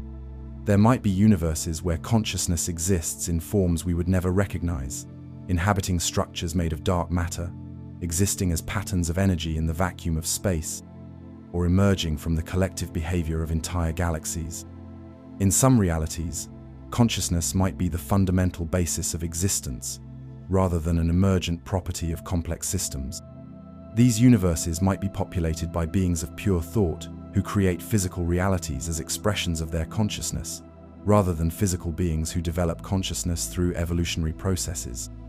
The multiverse theory also suggests that the search for meaning and purpose in existence takes on new dimensions when viewed across infinite realities.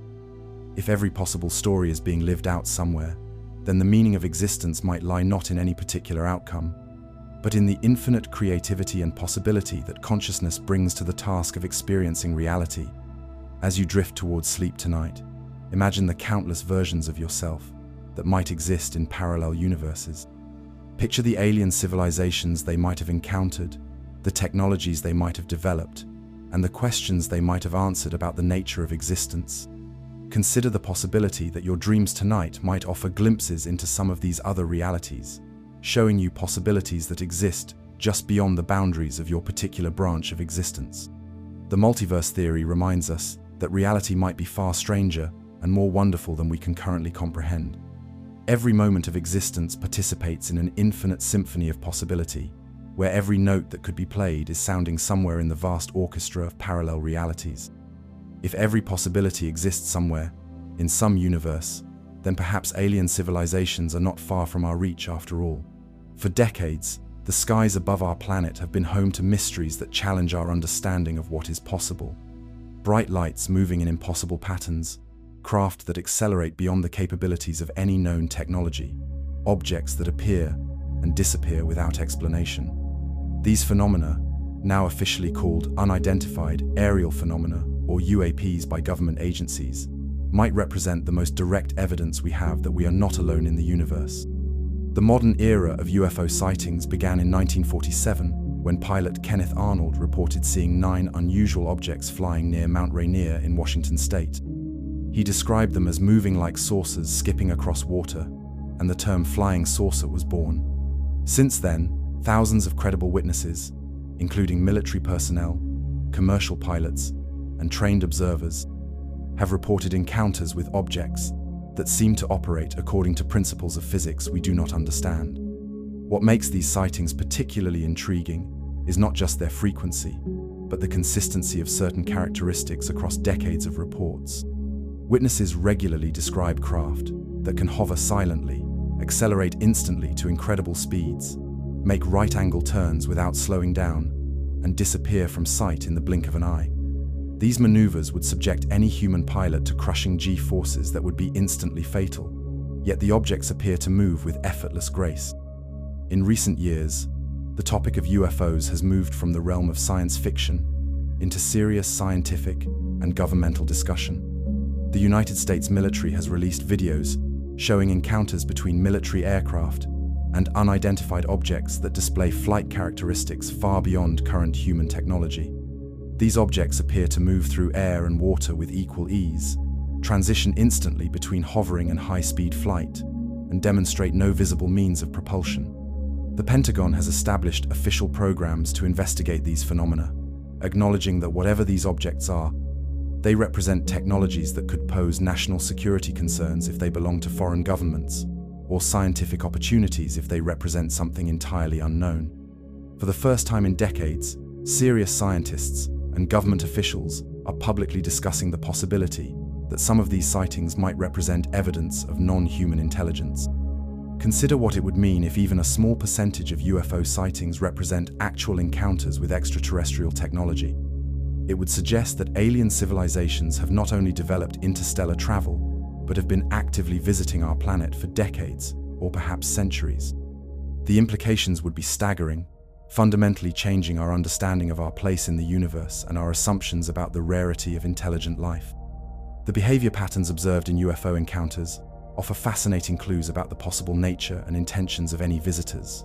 Most sightings involve objects that seem to be observing rather than interacting.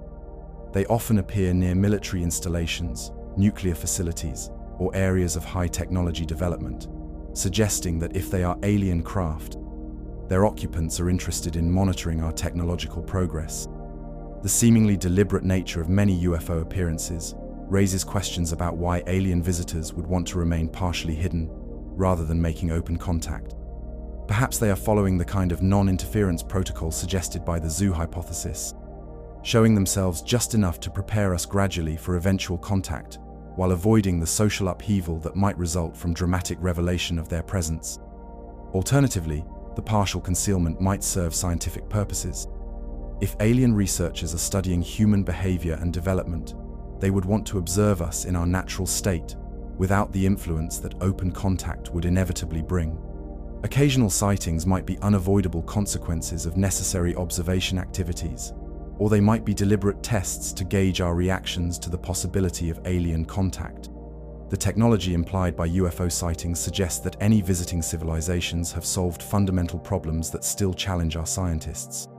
The ability to manipulate gravity or inertia would explain how UFOs can make impossible maneuvers without affecting their occupants. Mastery of space-time manipulation might allow them to travel vast interstellar distances in reasonable time periods, or even to step partially outside our normal reality. Some researchers have suggested that UFO technology might operate on principles that we are only beginning to discover. Theoretical physics already hints at possibilities like manipulating extra dimensions, using quantum entanglement for communication or travel, or harnessing zero-point energy from the vacuum of space. What seems impossible to us today might be elementary technology for civilizations with thousands or millions of years of additional development. The global nature of UFO phenomena is particularly striking. Reports come from every continent and every culture, describing remarkably similar objects and behaviors, despite vast differences in local technology, mythology, and expectations. This consistency across cultures and time periods suggests that if these sightings represent something real, it is something that operates on a planetary scale, rather than being limited to particular regions or populations. Historical analysis of UFO reports reveals patterns that might offer insights into alien visitation strategies. Sightings often increase during periods of technological advancement or social upheaval, as if our visitors are particularly interested in observing how we handle major transitions.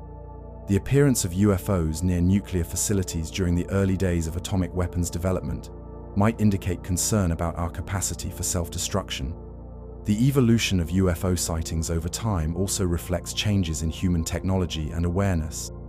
Early reports often described simple metallic discs, while more recent encounters involve craft with complex lighting systems, advanced materials, and increasingly sophisticated flight characteristics.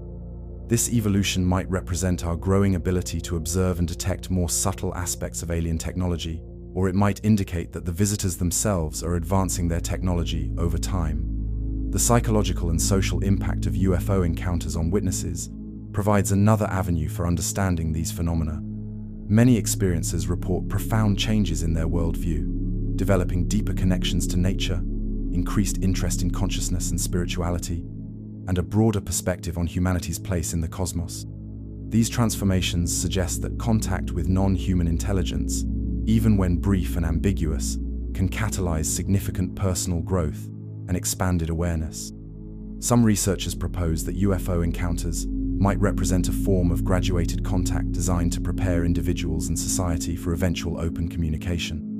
By interacting with selected individuals who are psychologically prepared for such experiences, alien visitors might be testing our capacity for handling larger-scale contact while building a foundation of human contacts who can serve as bridges between species. The phenomenon of close encounters, where witnesses report direct interaction with UFO occupants, adds another layer of complexity to the picture. These accounts, while harder to verify, often describe beings that appear to be conducting scientific studies of humans and our environment. The consistency of certain details across independent reports from around the world suggests either a shared psychological archetype or actual encounters with beings following similar research protocols. If UFOs do represent alien visitation, the apparent restraint shown by our visitors is remarkable. Despite having technology that could presumably dominate our planet easily, they seem content to observe and occasionally interact on a limited basis. This suggests a level of ethical development that matches their technological advancement, indicating that wisdom and compassion might naturally accompany the kind of knowledge needed for interstellar travel. The implications of UFO phenomena extend beyond the question of alien visitation to fundamental issues about consciousness, reality, and the nature of existence itself. Some encounters suggest that the boundaries between physical and mental phenomena might be more fluid than we assume, with alien contact occurring partially through direct consciousness interaction rather than purely physical means. As you rest tonight, consider the possibility that the lights you sometimes see moving across the night sky might represent something more than satellites or aircraft. Picture the careful observers who might be documenting our progress from just beyond the edge of our perception, recording our development with instruments we cannot imagine and knowledge we are only beginning to approach. The UFO phenomenon reminds us that the universe might be far more active and populated than our everyday experience suggests. Whether these sightings represent alien visitors, natural phenomena we do not yet understand, or something entirely beyond our current categories of thought, they serve as persistent reminders that reality contains mysteries we have not yet solved. The technology demonstrated by UFOs, if real, suggests capabilities that would revolutionize our understanding of physics and engineering. Objects that can hover without visible means of support might be manipulating gravitational fields in ways we can only theorize about. Craft that accelerate instantly without producing sonic booms could be operating within localized space-time bubbles that isolate them from the normal laws of aerodynamics. The propulsion systems implied by UFO behavior would require energy sources far beyond anything in our current technology. Some researchers have speculated that such craft might tap directly into the quantum vacuum, extracting energy from the zero-point field that underlies all space. Others suggest they might use controlled antimatter reactions, manipulate extra dimensions, or harness energy from parallel universes through methods we cannot yet comprehend. The materials from which UFOs appear to be constructed also defy our current understanding. Witnesses often describe craft that seem to be made of a single seamless piece, with surfaces that can change from solid metal to translucent or even transparent. Some objects appear to phase in and out of our reality, suggesting materials that can alter their interaction with normal matter at will. These apparent capabilities raise profound questions about the relationship between consciousness and technology in advanced civilizations. Some UFO encounters suggest that the craft respond to the thoughts and intentions of witnesses, as if the boundary between mind and machine has been eliminated. This could indicate that truly advanced technology becomes indistinguishable from consciousness itself, with spacecraft that are as much living entities as mechanical devices. The geographic distribution of UFO sightings reveals patterns that might offer clues about alien research interests. Coastal areas, mountain ranges, and regions with unique geological features report higher than average numbers of sightings. This could suggest that alien visitors are particularly interested in studying Earth's diverse environments and ecosystems, mapping our planet's biological and geological diversity with the thoroughness of dedicated scientists. Military encounters with UFOs often involve objects that seem to be testing our defense systems and technological capabilities.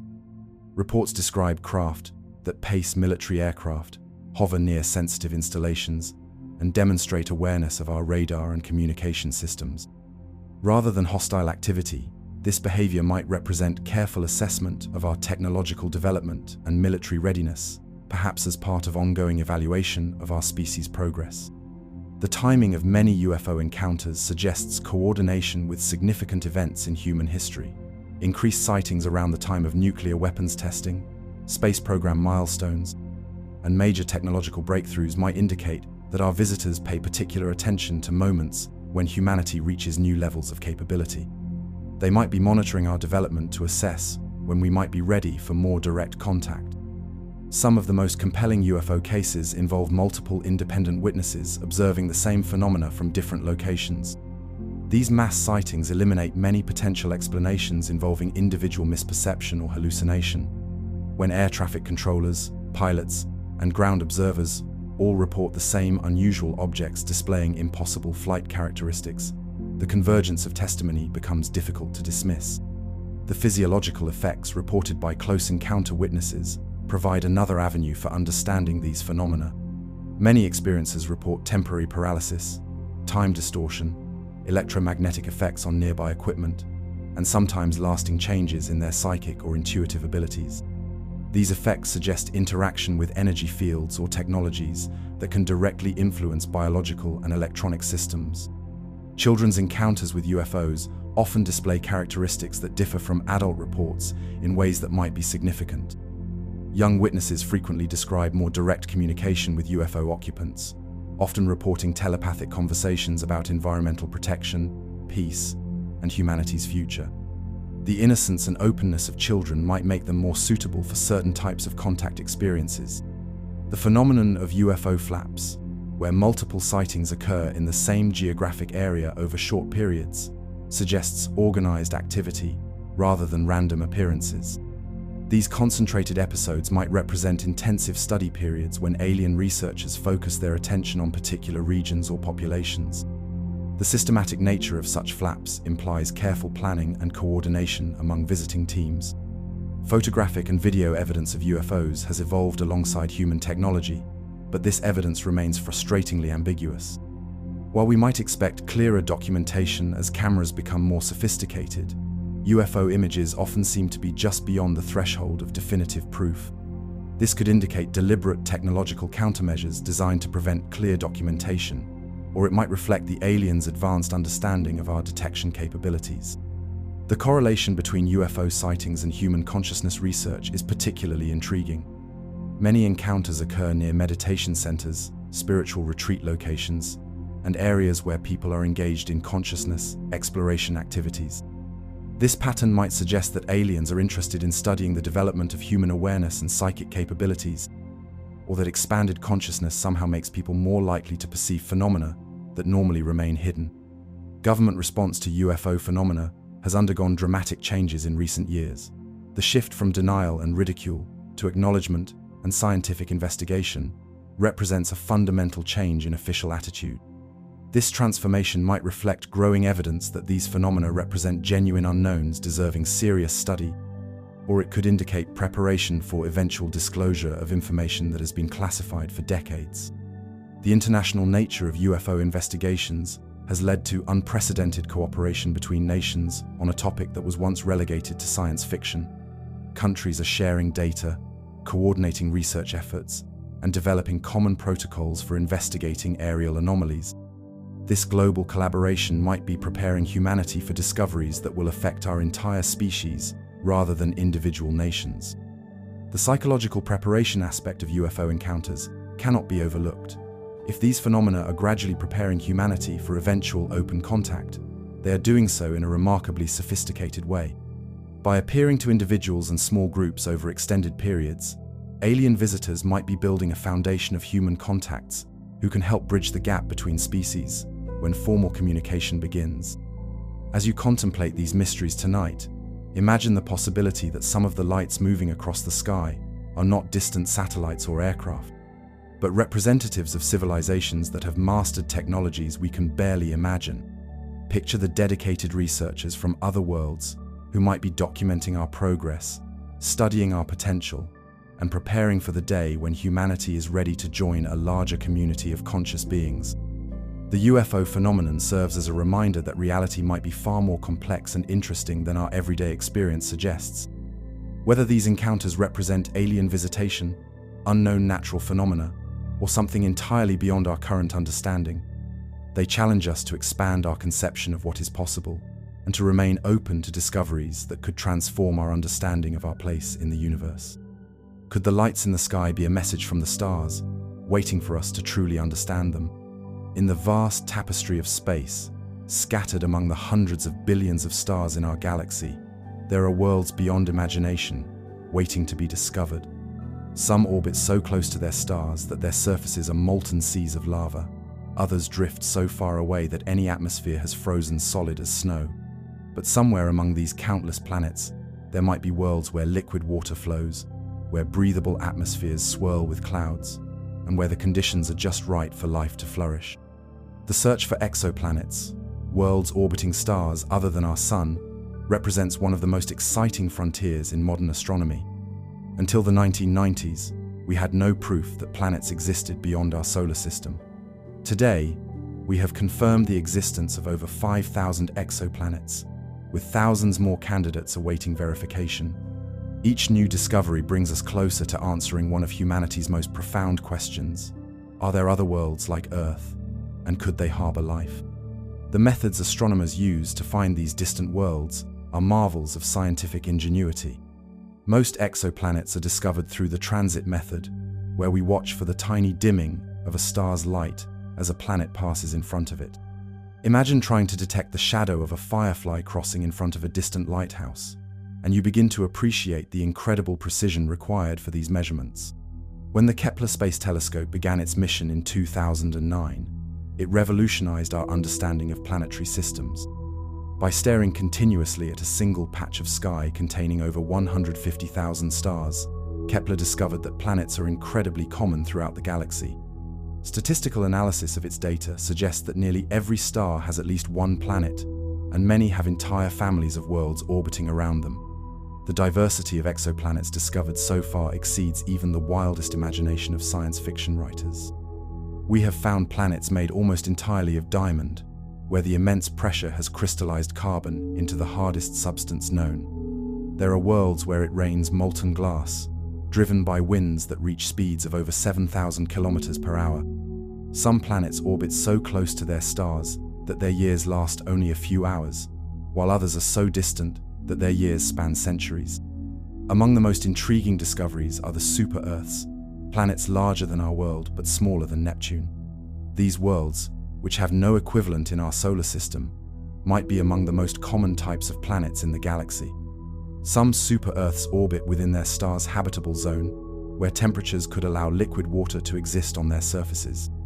With stronger gravity and thicker atmospheres than Earth, these worlds might provide even more stable conditions for life to develop and flourish. The concept of the habitable zone, sometimes called the Goldilocks zone, represents the sweet spot around each star where conditions are just right for liquid water. Too close to the star, and water boils away into space. Too far away, and everything freezes solid. But within this narrow band, worlds might maintain the delicate balance of conditions necessary for life as we know it. Recent discoveries have expanded our understanding of where life might be possible. We now know that moons of giant planets can harbor subsurface oceans, heated by tidal forces from their massive parent worlds. In our own solar system, moons like Europa around Jupiter and Enceladus around Saturn contain more liquid water than all of Earth's oceans combined, hidden beneath shells of ice that protect these alien seas from the vacuum of space. The James Webb Space Telescope, launched in 2021, has opened new windows into the atmospheres of distant worlds. For the first time, we can analyze the chemical composition of alien air, searching for the signatures of water vapor, oxygen, methane, and other compounds that might indicate biological processes. Each spectrum of light from an exoplanet atmosphere is like a fingerprint, revealing the story of that world's climate, chemistry, and potential for life. Some of the most promising candidates for life are found around red dwarf stars, the most common type of star in our galaxy. These smaller, cooler stars burn their fuel much more slowly than our Sun, potentially providing stable energy for billions of years longer than solar-type stars. Planets in the habitable zones of red dwarfs orbit much closer to their stars, receiving just enough warmth to maintain liquid water while basking in the gentle red glow of their ancient suns. However, planets around red dwarf stars face unique challenges. Many become tidally locked, with one side permanently facing their star, while the other remains in eternal darkness. This creates worlds of eternal day and eternal night, with extreme temperature differences that could drive powerful atmospheric currents. Some scientists speculate that such worlds might develop their own unique forms of life, adapted to the stark contrasts between their light and dark hemispheres. The search for biosignatures in exoplanet atmospheres focuses on combinations of gases that would be difficult to maintain without living processes. Oxygen and methane, for example, react with each other and disappear from atmospheres quickly, unless something is constantly replenishing them. On Earth, life produces both of these gases, creating an atmospheric imbalance that would be detectable from great distances. Water vapor in the atmosphere of an exoplanet tells us that liquid water might exist on the surface, but the presence of clouds could indicate even more Earth-like conditions. Clouds form when water vapor condenses around particles in the atmosphere, creating weather patterns that redistribute heat and moisture around the planet. The detection of clouds on distant worlds would suggest dynamic atmospheres capable of supporting complex climate systems. The discovery of Earth-like planets has accelerated dramatically in recent years. Kepler 452b, located 440 light-years away, orbits within the habitable zone of a star very similar to our Sun. The planet receives only 10% more energy than Earth and has a year that lasts 485 days. While we cannot yet determine if it has an atmosphere or surface water, it represents one of the most Earth-like worlds discovered so far. Proxima Centauri b, orbiting the closest star to our solar system, offers the tantalizing possibility of a potentially habitable world practically next door in cosmic terms.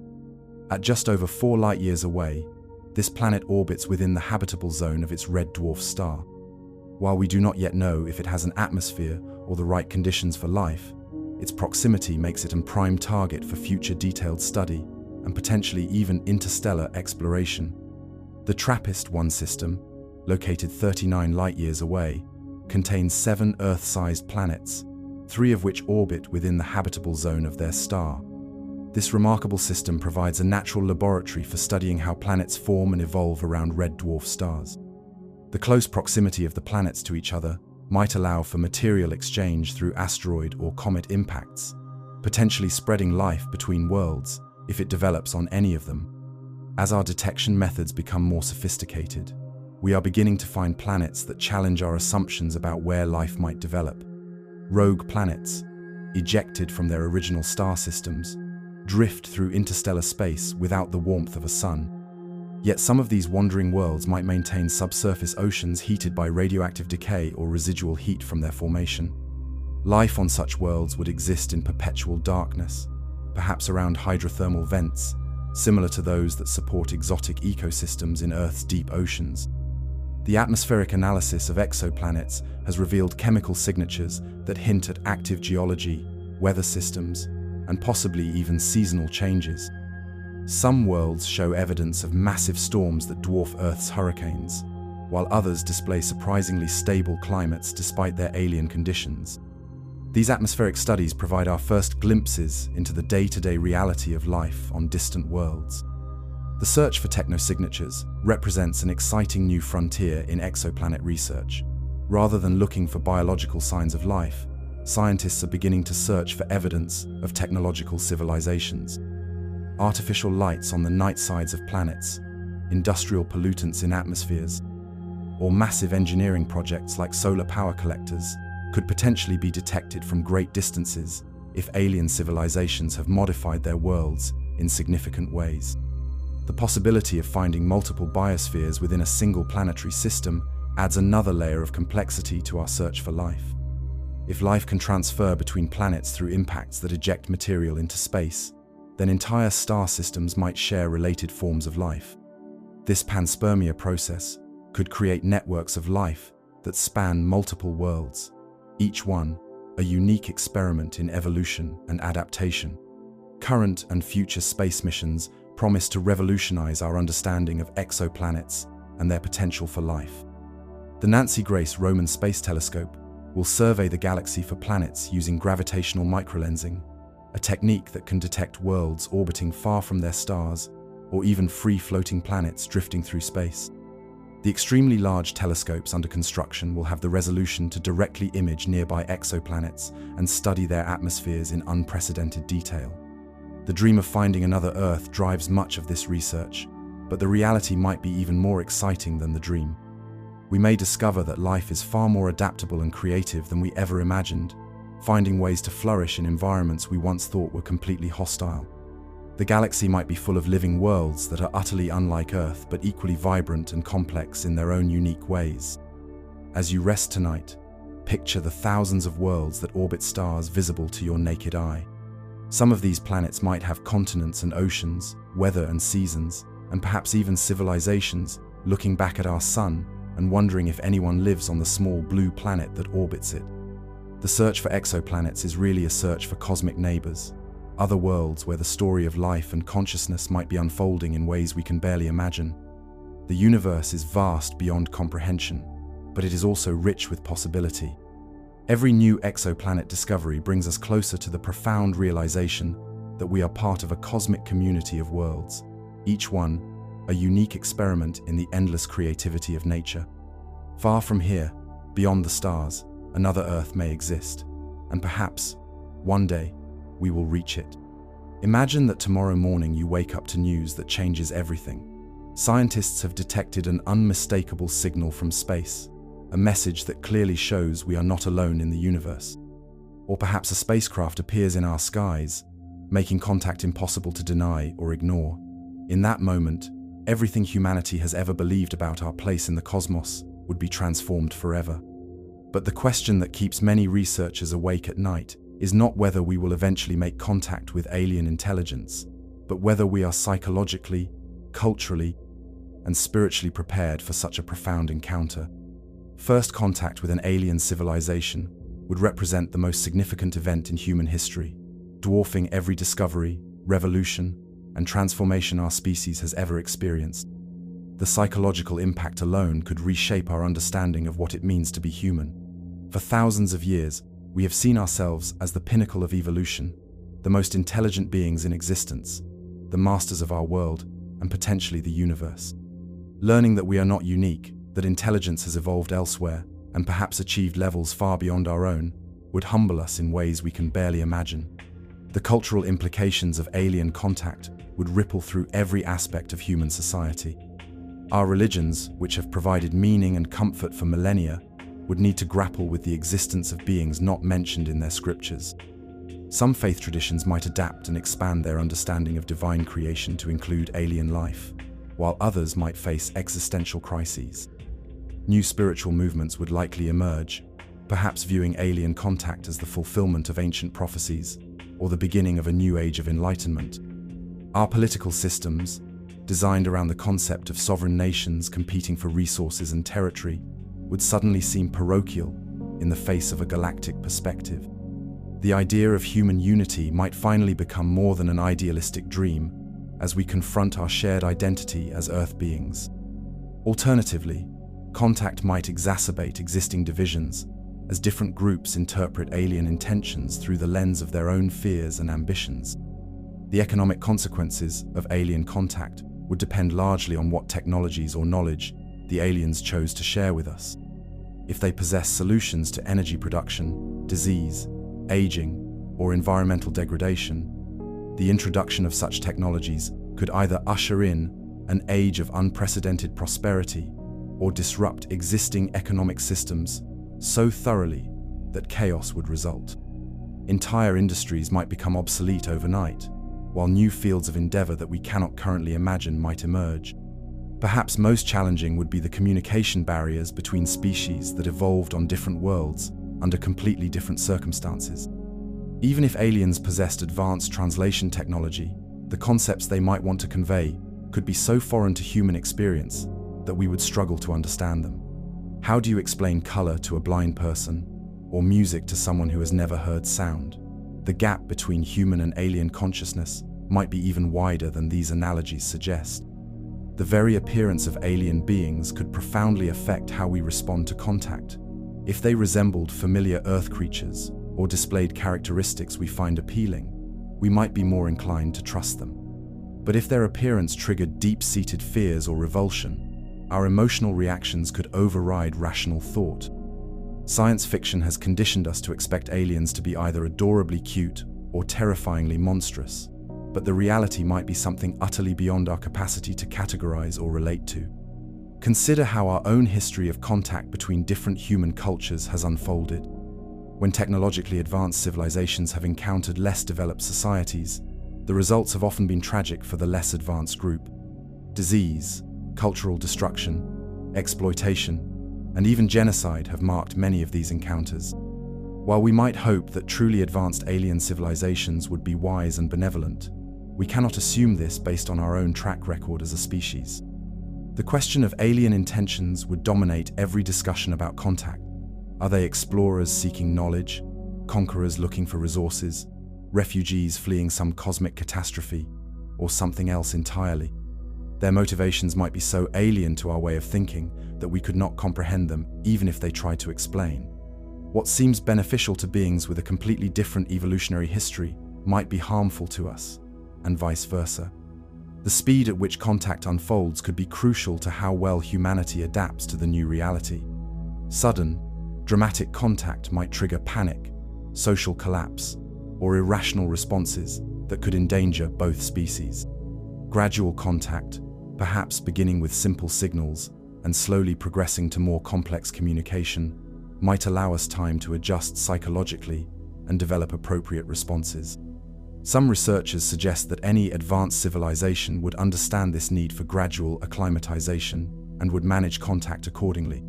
Children might adapt to alien contact more easily than adults, having fewer preconceived notions about what is normal or possible. Their natural curiosity and openness could make them ideal ambassadors between species, while adults struggle with fear and confusion. This generational difference in response could create new forms of social tension as younger people embrace contact, while older generations resist or feel threatened by it. The scientific community would face unprecedented challenges in studying and understanding alien visitors. Every assumption about biology, physics, and consciousness would need to be re-examined. The scientific method itself, developed to understand our own universe, might prove inadequate for comprehending beings that evolved under completely different conditions. We might need to develop entirely new approaches to knowledge and investigation. Education systems around the world would need to be completely reconsidered in light of alien contact. What knowledge would be most important to pass on to future generations living in a universe known to contain multiple intelligent species? How would we prepare young people for careers and lives that might involve regular interaction with alien civilizations? The very concept of human education might expand to include learning from teachers who are not human at all. Our legal and ethical frameworks would face similarly fundamental challenges. Do aliens have rights? What obligations do we have toward them, and they toward us? How would we resolve conflicts between species with completely different moral systems? Human law is based on concepts like individual rights, property, and justice that might be meaningless to beings with different social structures and evolutionary backgrounds. The environmental impact of alien contact could be enormous, even if the aliens themselves never set foot on Earth. Learning about how other civilizations have managed their relationships with their home planets might revolutionize our approach to environmental protection and sustainability. Conversely, contact might accelerate our exploitation of Earth's resources if we become focused on rapid technological development to match alien capabilities. Mental health professionals would play a crucial role in helping humanity adapt to contact. The existential shock of learning we are not alone could trigger widespread anxiety, depression, and identity crises. Some people might develop obsessive interests in aliens, while others might retreat into denial or fantasy.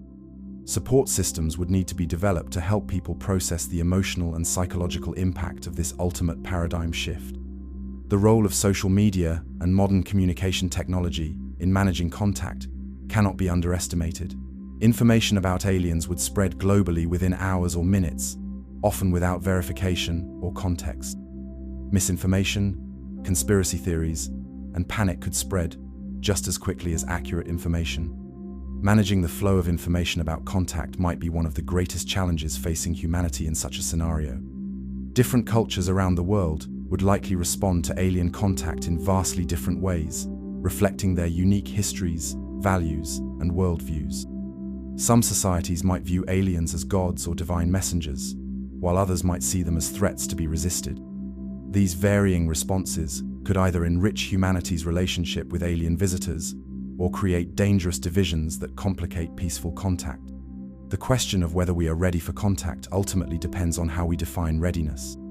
If it means having perfect knowledge, unified global leadership, and complete emotional maturity as a species, then we are certainly not ready and may never be.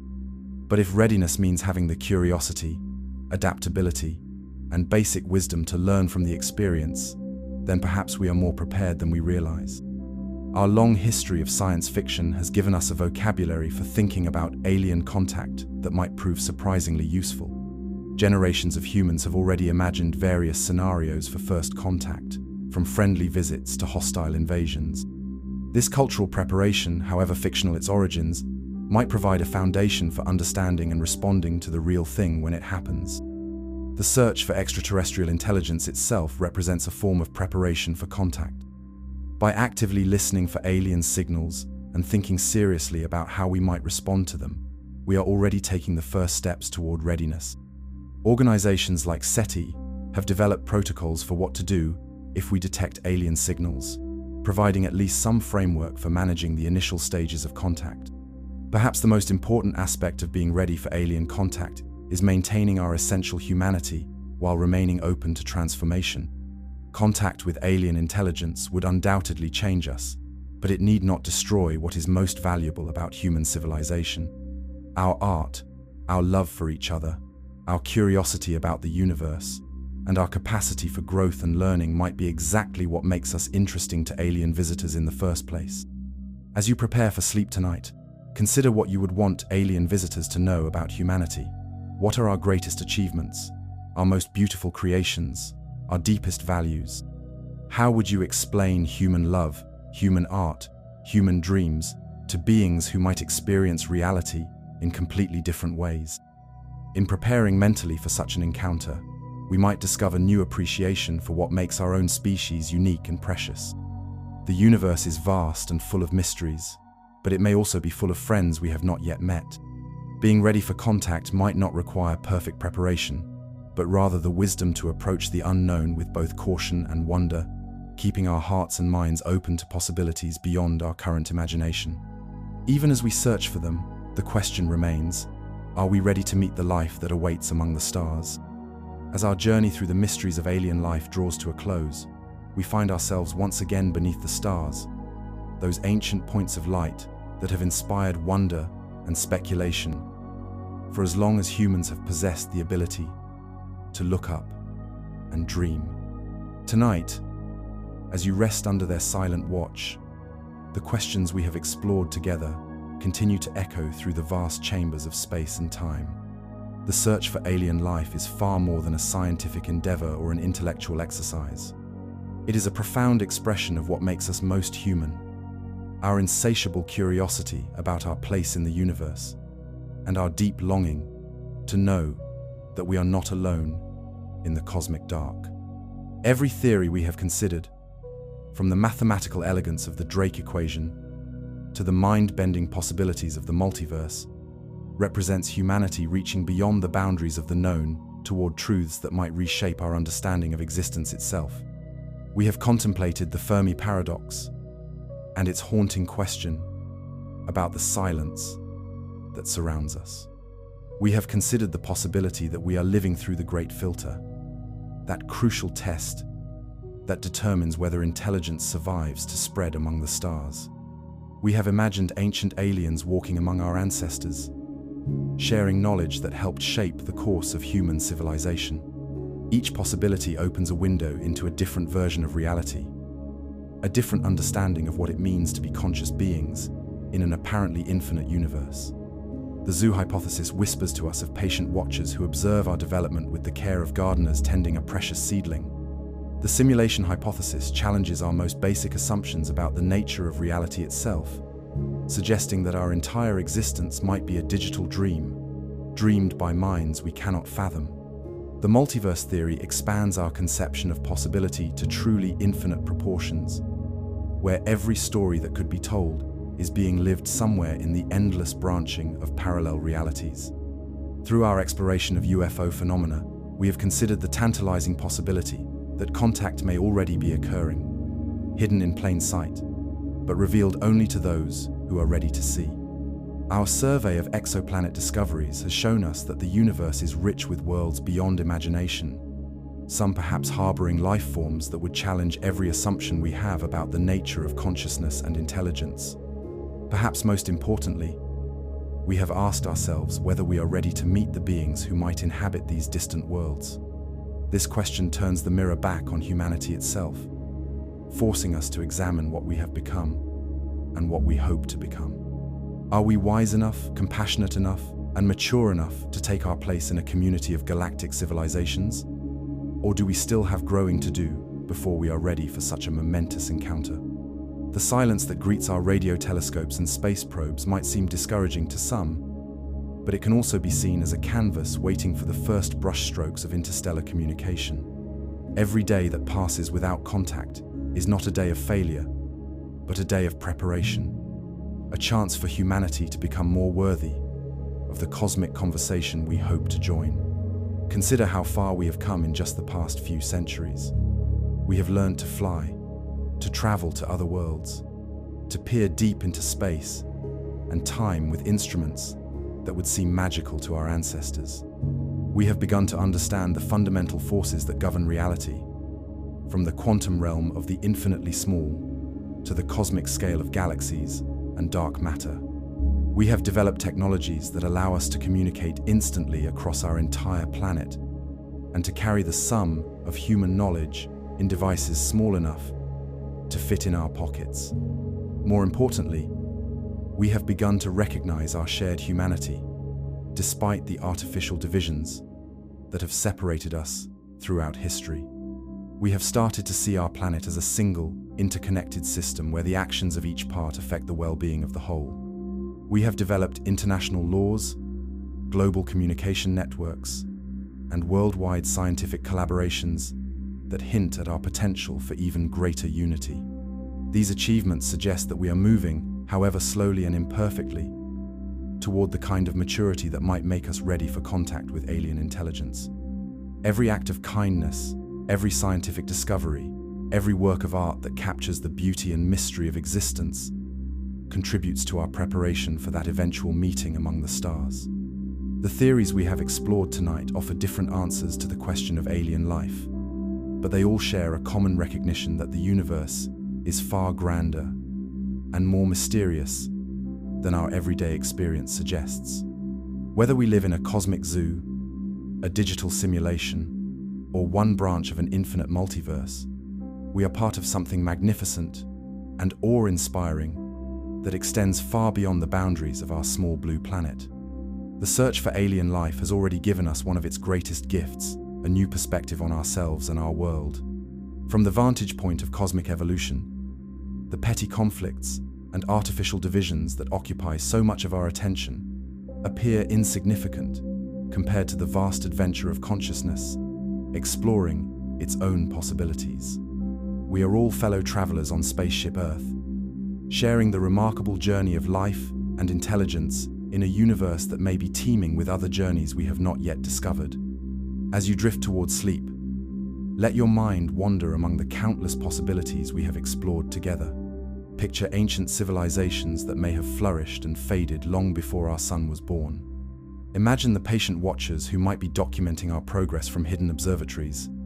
Think about the parallel versions of yourself who might be living in realities where contact has already been made, where the loneliness of terrestrial existence has been replaced by the joy of cosmic community. The silence that currently surrounds us is not empty or meaningless. It is full of potential, pregnant with possibilities that we are only beginning to imagine. Every night when we look up at the stars, we are participating in humanity's greatest adventure, the search for our place in the cosmic story of intelligence and consciousness. Whether we find alien life tomorrow or centuries from now, the search itself transforms us. It makes us more curious, more humble, and more aware of the preciousness of life and consciousness wherever they might arise. It reminds us that we are part of something much larger than ourselves, cosmic citizens in a universe that may be far more alive and aware than we currently understand. The stars above you tonight are the same stars that have inspired countless generations of humans to wonder and dream. They will continue to shine long after our current questions have been answered and new mysteries have taken their place. In their eternal light, we find both the humility to recognize how much we do not know and the hope that knowledge and understanding will continue to grow. Rest well, fellow traveler in the cosmic dark. Tomorrow brings new possibilities for discovery, new chances to learn and grow, and new opportunities to prepare ourselves for the magnificent encounters that may await us among the stars. The universe is vast and full of wonders we have not yet imagined, but we are part of that universe, conscious participants in its ongoing exploration of itself. The search for alien life is more than just a quest for knowledge. It is a journey that connects us to the cosmos itself. Perhaps, one day, we will hear the voices of the stars. Until then, we rest under their silent watch, knowing that the universe is far grander than we can ever understand.